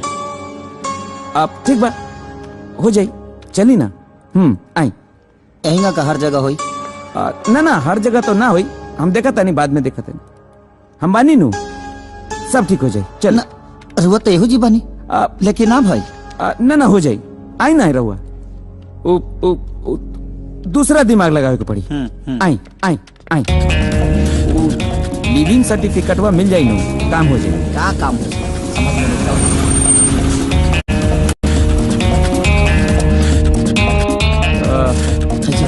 हाँ हाँ क्या बात है? हमके सर्टिफिकेट चाहिए। कॉलेज बंद है, अभी सर्टिफिकेट नहीं मिलेगा, 20 दिन के बाद आना। 20 दिन के बाद? हाँ तो कॉलेज बंद। 20 दिन के बाद? तो पागल। अरे भाई कहाँ जाते हो? क्या करता रहा भाई? क्या करता नहीं? अरे कॉलेज 20 दिन के बाद आना। अरे रुका भाई। अरे भाई ठीक बा भाई, 20 दिन के बाद बोला था, कॉलेज बंद बा। अरे भाई भाई भाई तू जा, जहाँ जाता है सब बंद रहता यार। तू चला यार, चला। सब हमारा बाबूजी के करनी है। अरे फोन करके सब ड्रामा कैले बड़े। अरे यार कॉलेज बादों में आई बता, सर्टिफिकेट ना मिली। कॉलेज अरे तू रुका, तू जा ना भाई, तू जा ना यार, चला ना भाई। कॉलेज बंद। अरे तू जा ना भाई। हाँ कॉलेज तू चला यार। हम जल्दी जाई 15 तक पढ़बे ना करती हम। अरे आधार कार्ड वाला काम होई नु। ओहो अब का कल जा कमीना। देखी गुड्डू जी, हमार नाम कमीना ना बा, हम बार बार कहतनी। हमार नाम कमीना प्रसाद बा। उ तो हम झेल रहल बानी काहे कि तहरा से हमरा के फीस लेवे के बा। ठीक बा कमीना प्रसाद, लेकिन अब का कल जाओ? अरे अब का कल जाओ ना कल जाओ हम का जानता नहीं भाई। हमरा के हमार फीस दे दे बस। अरे यार हम गांव छोड़ के भागता नहीं का, ऐसे काहे बात करता रहा? ए गुड्डू जी, धंधा में दोस्ती ठीक ना होला। घोड़ा घास से दोस्ती कर ली तो खाई का बताई? देखा भाई, हमारे अकाउंट सब फ्रीज हो गइल बा। जैसे कोनो व्यवस्था होता सबसे पहले तो ही पैसा दे हम। एकर मतलब ये भइल कि 6 महीना ले अगर तहरा लगे पैसा ना आई तो 6 महीना हमरो पैसा ना मिली। अरे बच्चा लोग के फीस भरे के बा भाई, किराया देवे के बा। चाय वाला के 700 रुपया बा। अब देखेला ऐसे जैसे 7000 हो गइल बा। अरे यार तलाइका हमरे से पूछ के पैदा कर लगा तू। ए देखा गुड्डू जी, ये ज्यादा हो गई। एक तो रउआ हमरा के फीस नहीं के देवत, ऊपर से हमरा खानदान के बारे में बात करता नहीं। खानदान पे ना जाई, हमरा के फीस दे दी बस। अरे यार तू तो हमार सर खा जे यार तू। अनंजय रघुराज, हाँ एने आवा। अनंजय रघुराज पैसा दी, फिर तो हमरा के मिल गई फीस। 10,000 रुपया दे दे और 10,000 रुपया दे दे। 20,000 रुपया हमारे के दस की है वो किलवा के मुंह पर मारी आकर मुंह बंद करी। 10,000 10 रुपया जेब में है नहीं के 10,000 कहाँ से दे दी? कहीं से जुगाड़ कर बस तो मिल जाए ना तोहनी के। अच्छा तू तो पागल है ये हवा, हमनियो पागल है का? तोरे खातिर कर्जा मांगी? हमनी के पागल कुत्ता ना कट ले बा। देख जब हमारे लगे पैसा रहे तो तानी के ऊपर लाख लाख रुपया खर्चा के ले बनी, तानी के ऊपर हर वक्त खर्चा के ले बनी, जोड़ कर बड़ा तवन दे ले बनी। आज हमारे खातिर 10,000 रुपया नहीं दे सका। कहाँ से दे दी? कहाँ से दे दी? कहाँ से दे दी? तानी से अच्छा की दुश्मन का हम पाल ले रहती। एहसान प्रमोद देखा बर्दाश्त नहीं के होत। अरे अभी क्या हो रहा है भाई? गुड्डू देख अरे पगला गई बड़ा। अरे भाई कसम आप छोड़ दे भाई, बिल्कुल हवा सता नहीं। अरे भाई चुप रहा यार। पगला क्या होता? गुड्डू अरे गुड्डू जी, ये सब करे के का जरूरत रहे? आज दुख के घड़ी में सब लोग हमारे साथ छोड़ दिया। दादी दीदी यहाँ तक लेके इतना अच्छा दोस्त भी हमारा साथ छोड़ देना सा।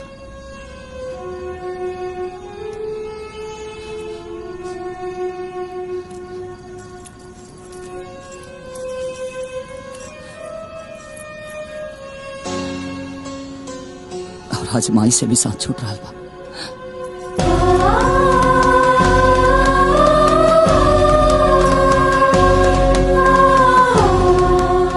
हमारे माई के दिया आखिरी निशानी है। एकरा के बेच के अरे वो अपन फीस ले ले। वो सब तो ठीक बा, लेकिन डॉक्यूमेंट्स भी लावे के पड़ी। जी ठीक बा।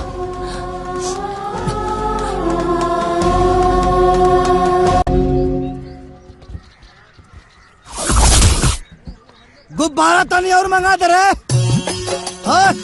सामान पूरा आ गई? हाँ आ गई। आगे कितना? हलवा। हाँ बहुत ज्यादा हमार खाना खाए वाले आवत हुए। पूरी व्यवस्था टाइट होके के चाहिए। बाकी सजावट तक गजब भइल है बाबू। मने पहल कहो बियाह में तेरा सजावट ना भइल रहे। मन प्रसन्न हो गई एकदम हमार।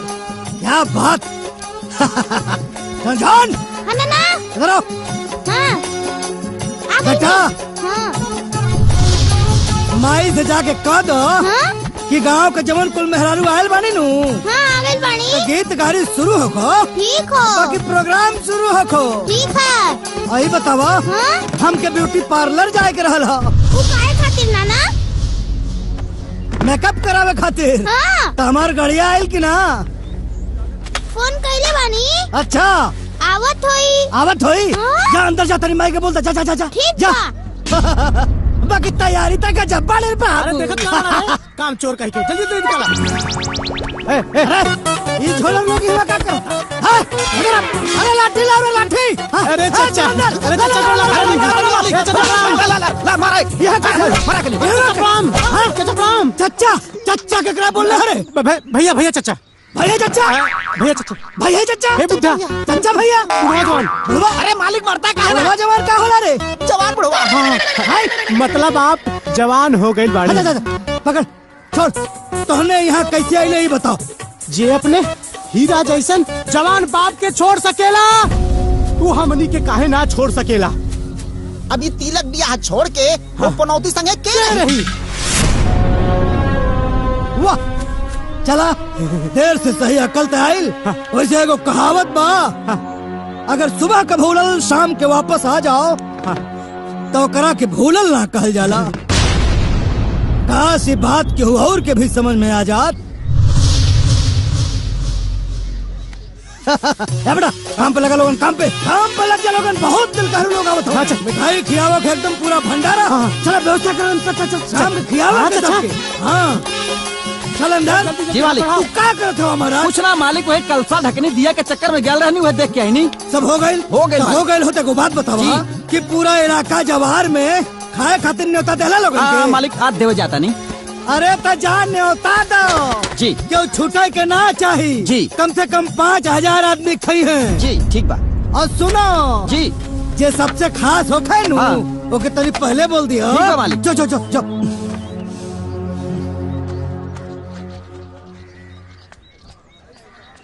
अरे गुड्डू बाबू, आज तिलक में सबहरे खाए के न्योता बा। सबहरे मतलब पूरे परिवार के साथ खाए के बा।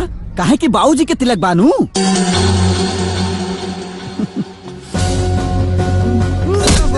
भैया अरे गुड्डू भैया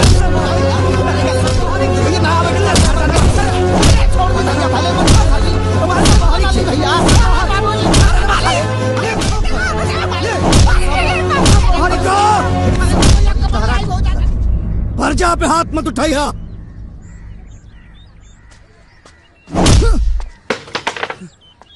लोग साथ छोड़ दे हलास। हाँ सब लोग साथ छोड़ दे हलास। जंग सबके लतियानी आज तोरा के लतिया। हमरा के गाय खातिर लतियावल जाई। अरे तोरा के ना यार, दारू के। हाँ दारू के लतियावल जाए। बहुत बेकार चीज होला दारू। जैसी पेट में गईल बा, नशा चढ़ गईल बा, भूखो लग गईल बा बहुत जोर से। तो ये बड़ा खाना कहाँ मिले? घरे तो तिलक भोज हो ही रहल बा। प्रसाद भाई, नाम प्रसाद, कमीना प्रसाद बोल लो। अच्छा भले याद दिला दे ली। का चल तिलक। हाँ भोज। हाँ आज तिलक पकड़ के चल। चल। तिलक में ना रखने तो हमारा नाम बदल दिया।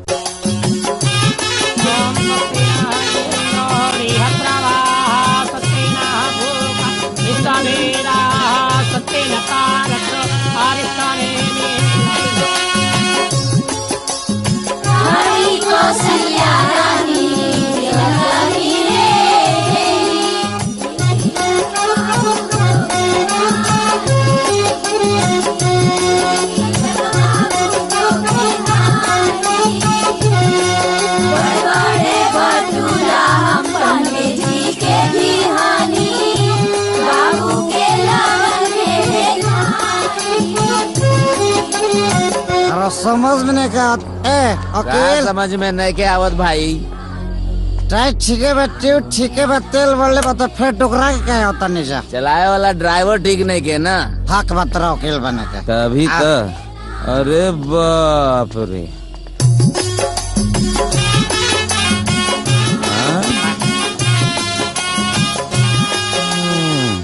दुश्मन करे बाप ने जो काम किया है, हाँ बाप के नाम को बदनाम किया। हाँ तो अंदर वकील तेरा पता बा?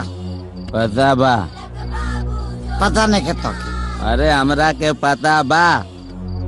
पता बा तो बताओ का पता बा? यही कि हमरा के कुछ नहीं के पता बा। हाँ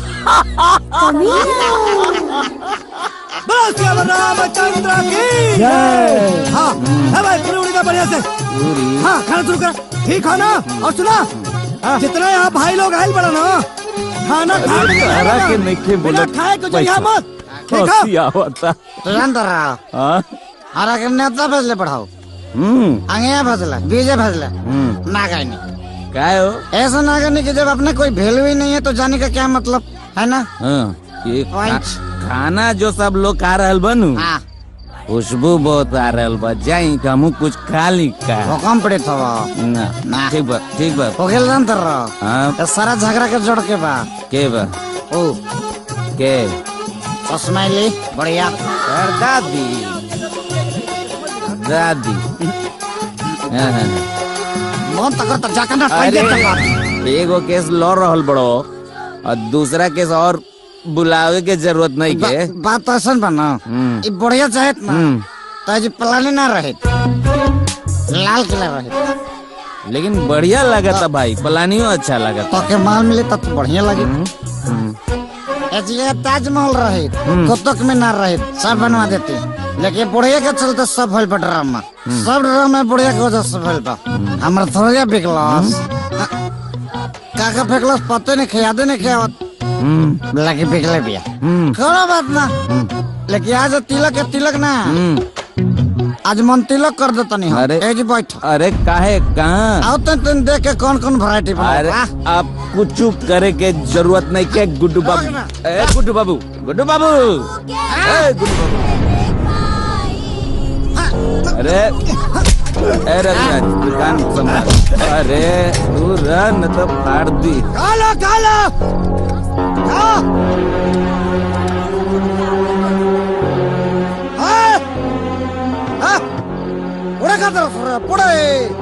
खासा दबा के खासा दोनों संतान खे एक दिन और पूरे खियाबता नहीं के जिया पूरे ये रही पतल ये रही सब्जी ये रही रसगुल्लो ये रही फंक्शन चेंज मिली दानी के सराद के पूरे किया बेबुढ़ा गुड्डू क्या बकवास करत बाड़े? शांत हो जाओ। मुखिया जी लड़बो अगला साल मुखिया जी लड़वाई तरह के मारा कानून लेके हाथ में घुमो तो नहीं बुझा गुड्डू तू ही का करता रहा? शुभ काम में केहू ऐसा करेला? पंडित चुप एकदम चुप। तो कुंडली बने बा हमार हम बाढ़ में पता भरनी बाढ़ में तरह के सुनामी में ले जाए रात संग हरा गया था तेरे। अब इससे बारात ना जाई आरती जाए रे आरती हटो आरती जाएगा कौन है उधर नहीं उधर क्या शराब पी के बड़े तोरा शराब पीला से मार बियाना होई शराब पापी तोरा से बड़ा कमीना ना तकनी आज से सरकारी आवारा साबित हो गईले। सुन हले से निकाल हो जा छाती पे चढ़ के बारात ले जाओ हम लेके जा के पापी कहीं के देख लेके सरकारी आवारा हो गया।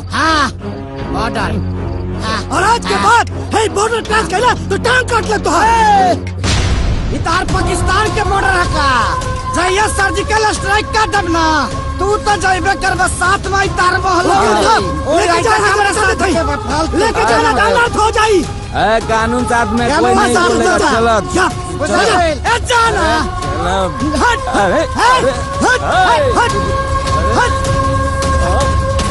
बर्दाश्त कर तुम पागल बने। अरे बैठ जा बैठा। अरे तलाश का देवता है बात तना मन पे तोरा छाती पे चढ़ के बारात जाई तोरा छाती पे जाई छाती पे छाती रोड हका हमार रोड हा। अरे शांति ए रसगुल्ला रसगुल्ला रसगुल्ला रसगुल्ला खेबे हाँ खा ले जितना पैसा खर्चा कर बने सरन से सुलभ आनंद रघुराज। ए ज्यादा बोला तारा तू बोला नहीं हाँ ज्यादा बोला तारा तू गुड्डू ज्यादा बोला तारा तू कानून अरे मतलब गुड्डू ई का भक्कर बच गइल बा देखा देखा राजा हट गुड्डू बाबू चलो हट भैया अरे बाप रे भैया रुका हार देंगे अभी बर्बाद कर देंगे। अरे भाई तुम लोग समझते क्या हो रहे? अरे बैठ शादी करेगा बुढ़वाई शादी करेगा ए भाई तू चला ए भाई तू चला ऐसे से तू चला तू चला यार चाचा अरे जो कम नहीं गए अरे भाई अरे अरे अरे पूरी अरे चलो चला यार अरे चलो नहीं अभी बात ऐसा ना फरेबे ना करिए ऐसे। अरे हमार बात सुने पहले क्या सुने चिंता जिन कर जब कानून के कलम लिखला बंद कर देला नु वजह से कमीना प्रसाद के दिमाग चलल शुरू हो जाला। हमारा दिमाग में एगो आइडिया आइल बा फिलहाल तो ऐजा से चलो तू नाम बताओ तनी ऐसे ना कर रहा है। अरे चल अब भाई।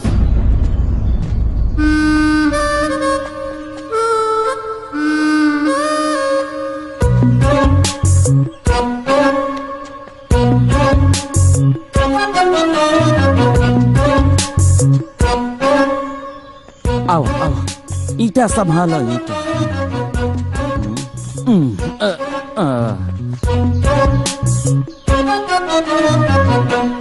हम शांति के प्रतीक हैं, ठीक है। अरे का करत यार, कोनो काम आराम से सीधा तरीके से ना हो सकेला। अंदर तो देखा तरह का लिख लेबा कि हम शांति के प्रतीक हैं। काम करला शांति वाला शांति के प्रतीक लिख लेबा। तो ठीक है, ठीक है, ठीक है ना। ठीक है, चलो ना, ठीक है, चलो ना भाई। अरे रहे दो, रहे दो।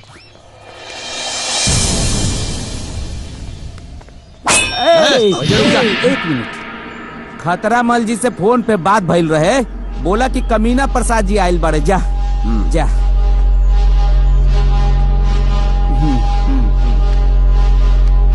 खतरा मल।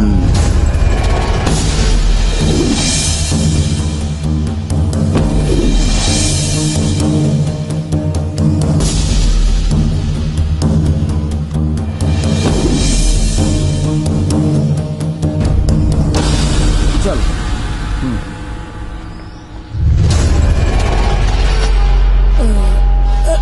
जी आदाब। आदाब आदाब आदाब। कहाँ बोला? हम जो फोन कैले रहनी नु, हाँ, जो ना क्लाइंट के बारे में, हाँ, वो क्लाइंट के बेटा ई है बड़े। क्लाइंट के बेटा? जी जी जी। काम हो जाये। कहाँ फंसा दिले यार? जौन आदमी के खैला के अलावा कुछ कामे ना हुई, इमोट आदमी से दौड़ लो जाइए। अरे भाई, इमोट समझ के कमजोर न समझा, बुझला? काम में दम और सफेदी चमाचम। खतरा मल ना है मार। हमके देख के बड़े बड़े जन के मल निकल जाला। बोला कि काटे बाके के, चीरे बाके के, फाड़े बाके के, मारे बाके के, हुड़े बाके।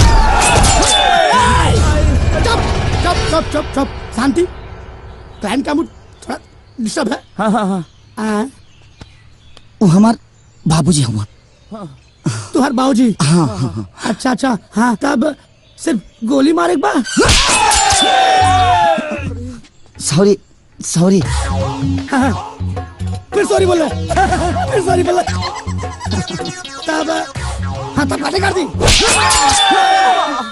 सॉरी सॉरी सॉरी, सॉरी बोले, सॉरी बोले। आँख फोड़ दी।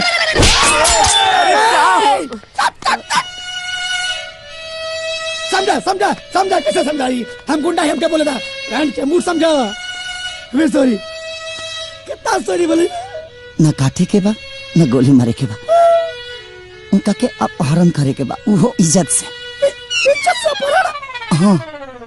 मतलब गोड़ छुप के उठा के ले चल जावे बा? न पैर छुके, न माने इज्जत से जैसा अपहरण हो सके अपन देख ली। इज्जत से? हाँ।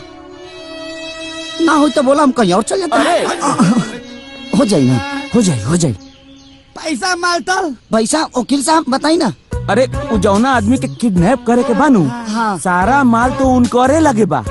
जैसे किडनैप हो जाइहन, वैसे सारा माल मिल जाये। हम जितना, हाँ, जितना चाहे फीस में वो रख ली। मतलब पूरा माल हमके मिल जाये? हाँ, सब सब सब सब। हाँ हाँ हाँ। ठीक है, चलता नहीं।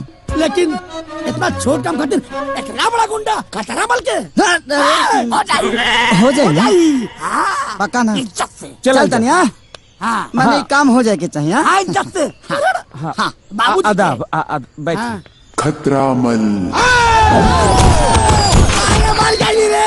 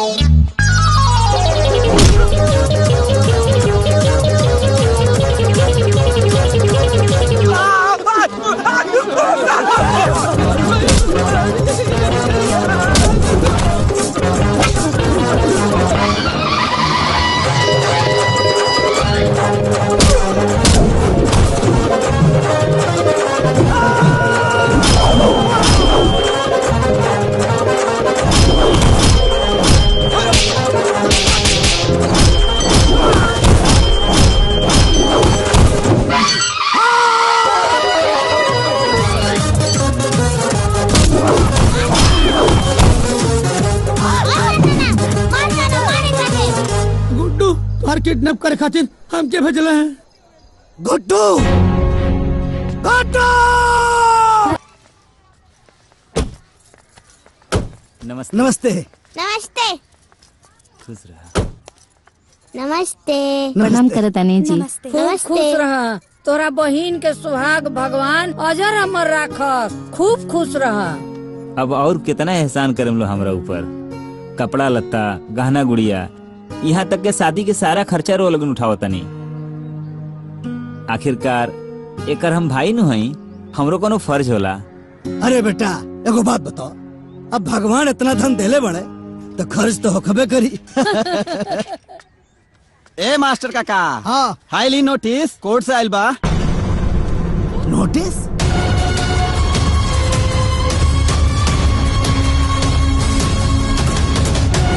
का हो देखा था। वाह गुड्डू भजले बड़े। हे भगवान ये औलाद भल की राक्षस। बतावो हर शुभ काम में विघ्न डाल देता। तो चिंता मत कर माई, कुछ ना हो। राम प्रसाद हाजिर हो। अदालत की कार्रवाई शुरू की जाए। थैंक यू मिलॉट। हाँ तो राम प्रसाद जी जी आपका कहना है कि गुड्डू जी आपके बेटे नहीं है जी, लेकिन हमारे मुवक्किल गुड्डू जी का कहना है कि वे आपके ही बेटे हैं और आप दूसरी शादी करके उन्हें उनके अधिकार और उनके हक से वंचित रखने का साजिश रच रहे हैं। देखिए वकील साहब, जबरदस्ती दबाव डालकर किसी दूसरे के बेटे को आप मेरा बेटा साबित नहीं कर सकते। झूठ बोल रहे हैं आप। राम प्रसाद जी आप झूठ बोल रहे हैं। क्या आपने अपने बेटे की परवरिश बचपन से लेकर आज तक नहीं की? बताइए, क्या आपने अपने बेटे का एडमिशन मेडिकल में नहीं करवाया? Objection your honour. मेरे फाजिल दोस्त मेरे मुवक्किल पर भावनात्मक दबाव डालने की कोशिश कर रहे हैं, ये उचित नहीं है। Objection sustained. Thank you milord. Milord, अगर गुड्डू जी राम प्रसाद जी के बेटे हैं तो क्या कोई सबूत है, कोई गवाह है? अजीब विडंबना है मिलॉर्ड। जरा सोचिए कि आज एक बेटे को खुद को बेटा साबित करने के लिए बेटा होने का सबूत और गवाह पेश करना पड़ेगा। मिलॉर्ड, अदालत सबूत और गवाहों के आधार पर चलती है। मेरे फाजिल दोस्त को ये बात पता होगी, वरना कोई भी बेटा किसी को भी अपना बाप कह देगा। मेरी अदालत से गुजारिश है कि ये झूठी मनगढ़ंत कहानी को ना सुनते हुए इस केस को डिसमिस किया जाए और इस फर्जी बेटे का दावा करने वाले लड़के को जालसाजी के लिए उचित सजा दी जाए। क्या प्रार्थी के पास कोई सबूत या गवाह है? है, गवाह है मिलॉर्ड। एक नहीं, तीन गवाह हैं। और मैं अदालत से गुजारिश करूंगा कि कि हमें उन तीनों गवाहों को पेश करने की इजाजत दी जाए। उन्हें पेश किया जाए। हमारे सबसे पहले गवाह हैं राम प्रसाद जी के गांव के ही सबसे बुजुर्ग व्यक्ति, गांव के मुखिया जी श्री ब्रिजेश त्रिपाठी जी।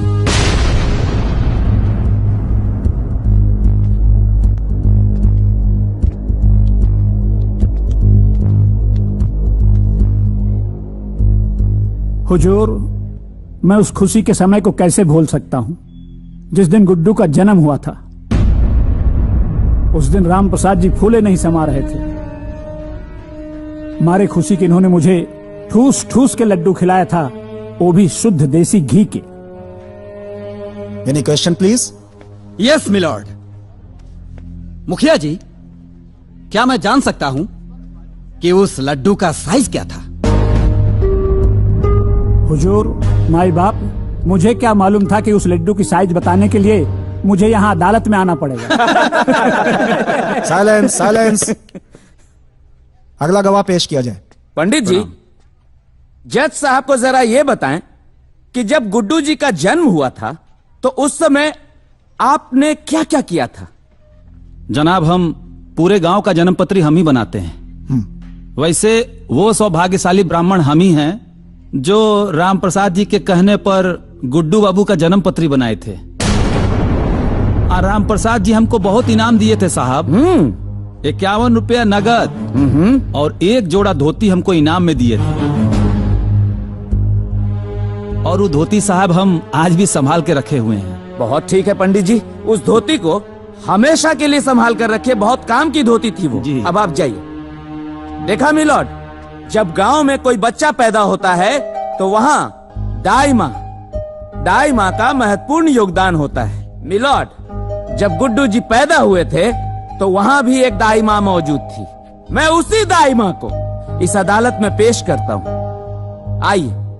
हाँ तो दाई माँ, जब गुड्डू जी का जन्म हुआ था तो क्या क्या हुआ था, जज साहब को बताइए। माई बाप, हम ही है जे गुड्डू बबुआ के नार कट ले रही। और सरकार, हमरा वो दिन अच्छे से याद है जब नार के कटाई में राम प्रसाद जी हमरा के सोने के सिकड़ी दे ले रहलन, जब आज भी हम पहिरले बानी। सुरहो आना सच बा सरकार कि गुड्डू बबुआ राम प्रसाद जी के सुपुत्र बाड़े। अब आप जा सकते हैं।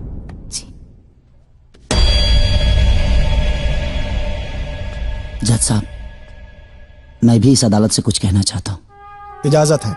जज साहब, जिस उम्र में इनको तीर्थ यात्रा करना चाहिए उस उम्र में शादी करके बाप बेटे के अटूट रिश्ते को कलंकित करना चाहते हैं। ये बदनाम करना चाहते हैं। ये ऑर्डर, ऑर्डर। पूरे समाज में हमें गिराना चाहते हैं। मैं कैसे बर्दाश्त करूं, कैसे करूं? शांति। एक बेटे पे क्या गुजर रही है मैं कैसे आपको बताऊं जज साहब? Order, order. अपनी भावनाओं को कंट्रोल कीजिए। कैसे करूं? ये अदालत है और अदालत की एक मर्यादा होती है। इस केस का फैसला अदालत कल सुनाएगी। जज साहब ऐसा मत करिए, कल शादी है इनकी। मैं बर्बाद हो जाऊंगा जज साहब, मैं बर्बाद हो जाऊंगा। प्लीज आज ही फैसला सुनाइए। कल तो शादी हो जाएगी इनकी जज साहब। यार सब ठीक हो जाए, सब तबाह हो जाए यार। अरे सब ठीक हो जाए। आई चलिए। अरे फैसला हमने के हक में आई ओकर चिंता। गुड्डू जी, केस की सुनवाई पूरी हो गई, अब निर्णय आना बाकी है। आपको क्या लग रहा है?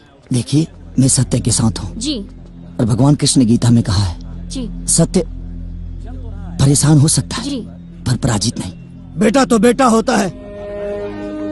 हर बाप अपने बेटे के अंदर राम और श्रवण कुमार की छवि देखना चाहता है। लेकिन वो आपके बाप है, रिश्ते भी कुछ मायने रखते हैं। देखिए, एक बाप बेटा के साथ साथ ये एक हक की लड़ाई है और सत्य की लड़ाई है। और मुझे पता है कि मेरे साथ भगवान है और कमीना प्रसाद। जिस बेटे की परवरिश के लिए, उसकी खुशियों के लिए आपने अपना सब कुछ लुटा दिया, उसी बेटे ने आज आपको कोर्ट तक घसीटा। आपको कैसा महसूस हो रहा है?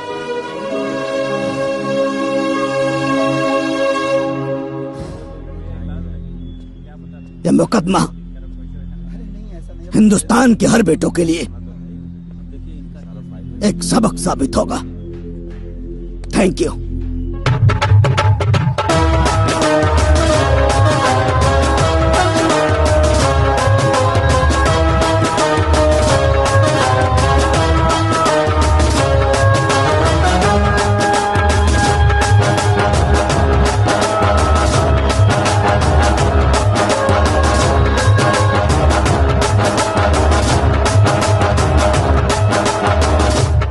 प्रणाम।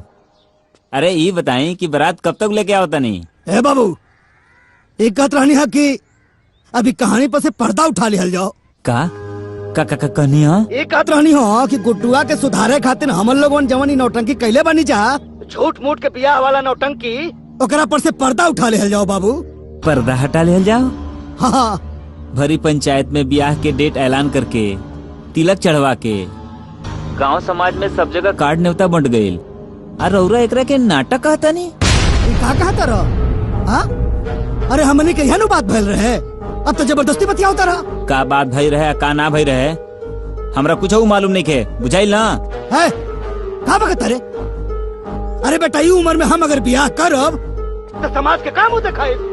अरे जवान बेटा के भविष्य सुधारे खातिर हम इतना बड़ा नौटंकी कहीं नहीं, वो बेटा के अपन मुंह कैसे दिखाई बाब? हम इतना पागल नहीं खी कि रउरा बेटा के सुधारे खातिर हम अपना बहन के इज्जत दाव पे लगा दी और ओकर जीवन बर्बाद कर दी। देख, नादानी में तहु कुछ ना समझ पहले, गुड्डुआ के सुधारे के जिद में हम कुछ ना समझ पाई, उल्टा पुल्टा फैसला ले लेनी, बात आगे बढ़त चल गई। ये उम्र में हम ब्याह करब, अपना खानदान का नाम मिट्टी में मिलाए, लोग थूकी हमरा के गाड़ी दे। तो लोग तो पहले ही से थूकत रउरा के ऊपर। आ खानदान के जहाँ तक बात करता नहीं, तो खानदान में रहिए कागज पर रउरा लगे। अब बेटा के नजर में तो रउरा पहले ही गिर गइल बानी। ए राम प्रसाद जी, अगर रउरा बारात लेके ना आई तो हम अपना बहन के डोली रउरा दरवाजे पर लेके आ जाई। रउरा सोच ली। सोच लेनी बेटा। बारात निकली। जो सबूत और गवाह अदालत में पेश किए गए हैं वो पर्याप्त नहीं है, जिससे यह साबित हो सके कि गुड्डू के पिता राम प्रसाद ही हैं। इसलिए यह अदालत। रुक जाइए जज साहब।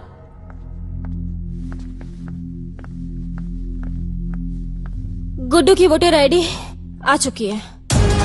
वोटर आईडी ये दे दीजिए।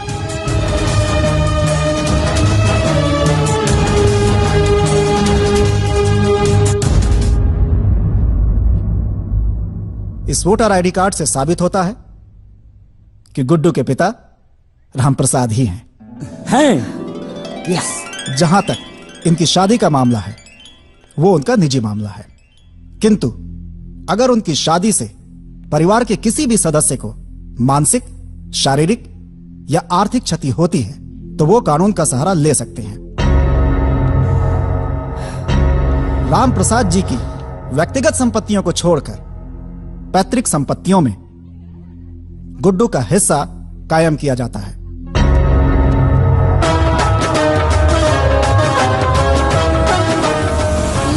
गुड्डू आ गई। बंद कर, बंद कर।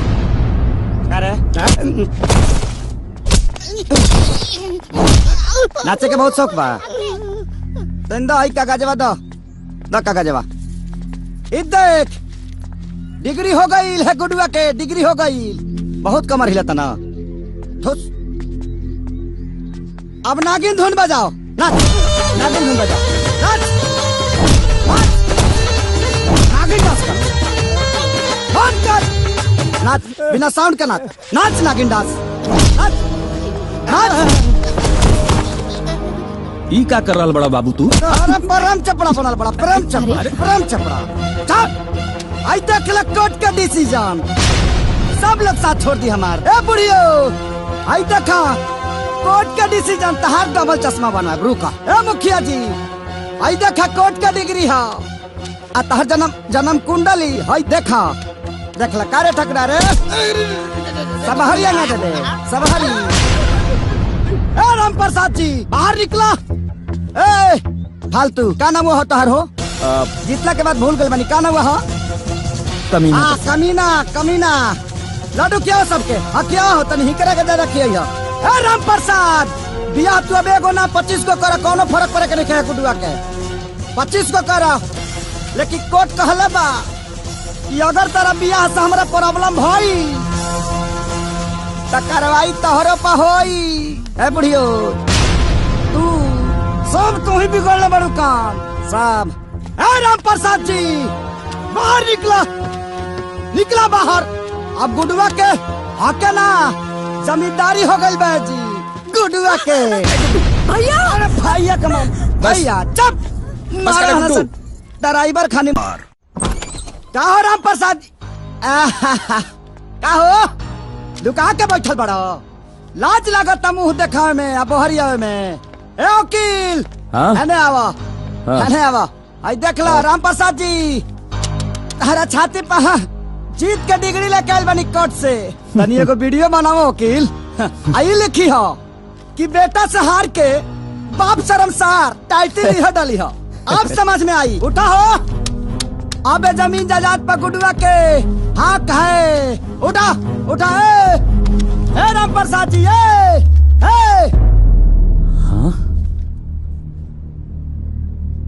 भाऊजी भाऊजी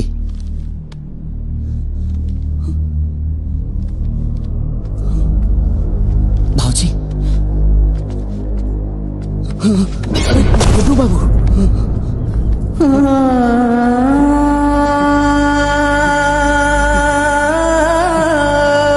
बाबू ए हमार बाबू बाबू बाबू का रे गुडुआ आखिर ते हमरा बेटा के खाइए गईले। अरे बाबू हम न जानत रही कि बड़ होके इतना नालायक बेटा निकलवा न तो तार नार की जगह तार गला काट देती। बाबू बाबू उठा ना। वाह भाई वाह का जमाना आ गया बा। एक ही बाप ये अपना बेटा के जितावे खातिर हमनी के कोर्ट में गवाही देवे खातिर भेजले रहल और एक ही इदारा एक बेटा जे अपने बाप के मुआ देलस। हे भगवान का जमाना आ गइल बा। तोहरा जैसा नालायक औलाद के देख के बेटा आज हमरा विश्वास हो गई। पंचांग कुंडली ग्रह नक्षत्र अरे ये सब झूठ बा बेटा।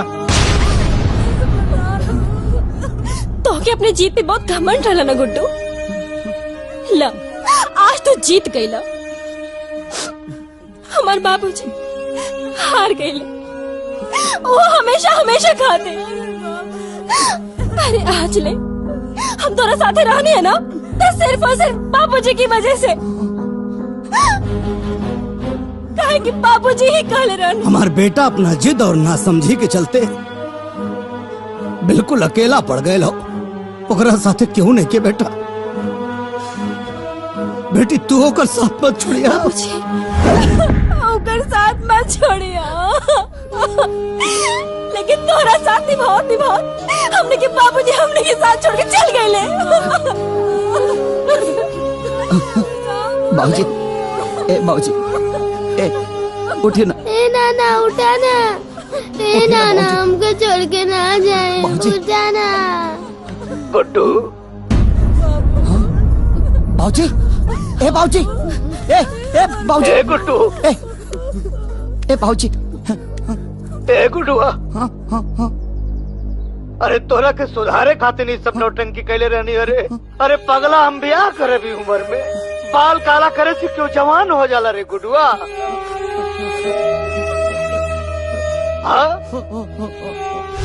ए बेटा तोरे लापरवाही से ना हम बहुत परेशान हो गए रेडी। हमके लागल कि तोर भविष्य खराब हो जाये। ए ना थे कुल नौटंकी कहनी अरे बेटा तो हर माई जब दुनिया छोड़ के जात रहनी है ना तो हमारा से को बचन ले रहनी है कि गुडुआ के बहुत बड़ा डॉक्टर बनाई है।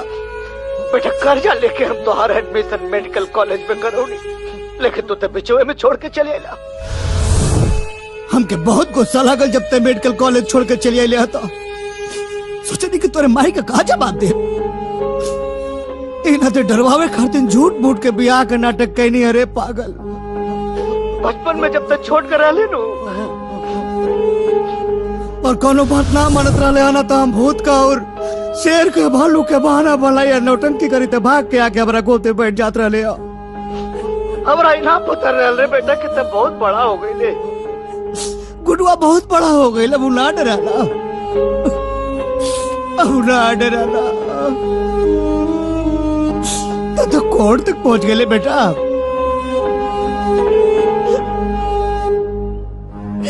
तो कोर्ट तक पहुंच गए रे। यो ना सोचले कि जमाना का कहीं हम तो अपना नौटंकी में फंस गए रे बेटा। अपराध हो गए रे बेटा, हम अपना नौटंकी में फंस गए नी। हमसे गलती हो गई रे गुडुआ, एक बेर लौटा रे बेटा।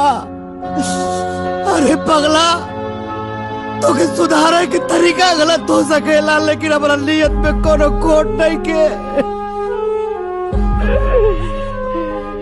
ए गुडुआ, हम थोड़ा बड़ा प्यार करी ले रे।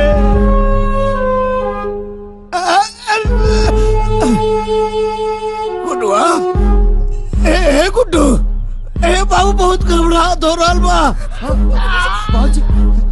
ए हमारा छाती में बहुत दर्द हो रहा बा रे गुडुआ। ए बेटा आजा रे।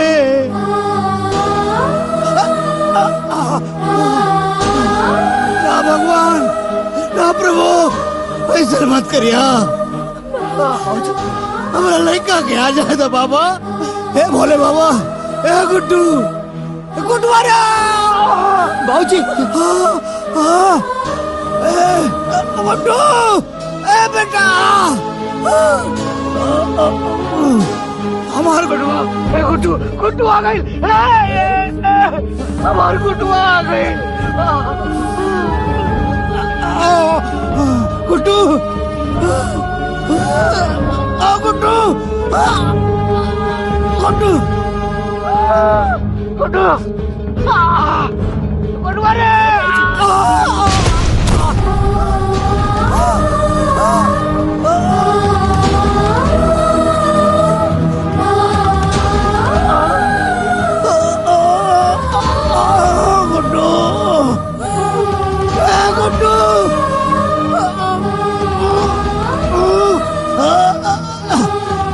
गुड्डू, ए गुड्डू, गुड्डू, बाबूजी, बाबूजी, ए कोई देखना। ए बाबूजी, बाबूजी, बाबूजी, हमके काहे ना पहले बताने बाबूजी। ए बाबूजी, काहे ना बताने बाबूजी। बाबूजी, बाबूजी उठे ना बाबूजी। बाबूजी,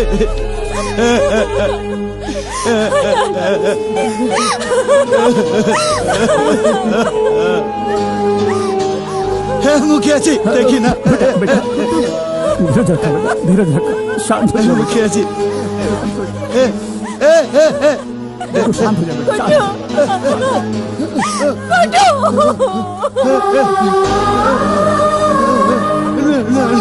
हम न जानत रही कि बड़ होके इतना नालायक बेटा निकलवा, न तो तार नार की जगह तार गला काट देती।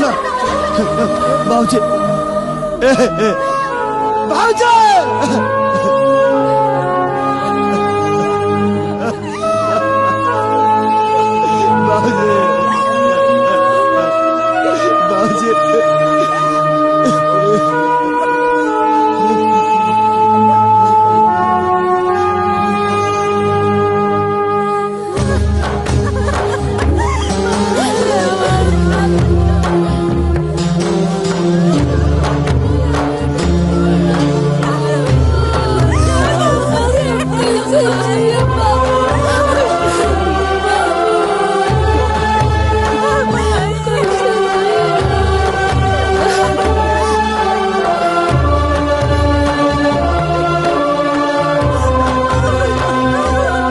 बाबू चलिए, उठिए, चलिए गुड्डू।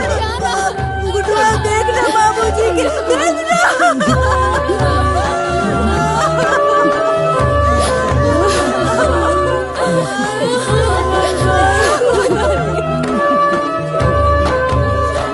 हमें बाबूजी जी के कहीं मत लेके जा।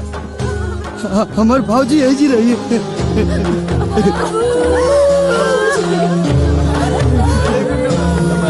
हमके माफ कर दे बाबूजी।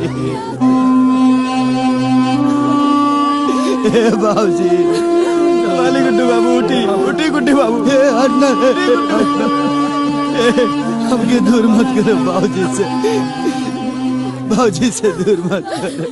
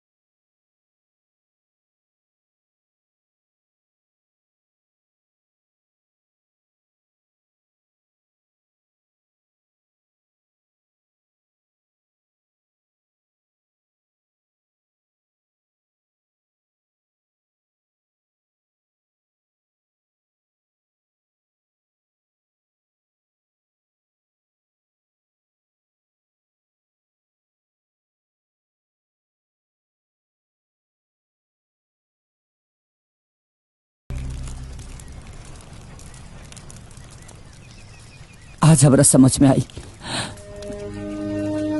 कि माई बाबू ऊ अनमोल संपत्ति होला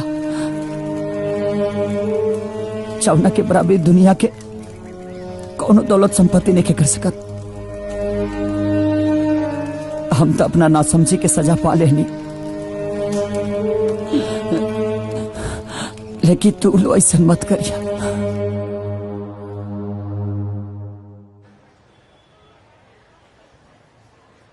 गुड्डू जी क्या कहना चाहेंगे? इस हॉस्पिटल को बनाने के पीछे आपका उद्देश्य क्या है?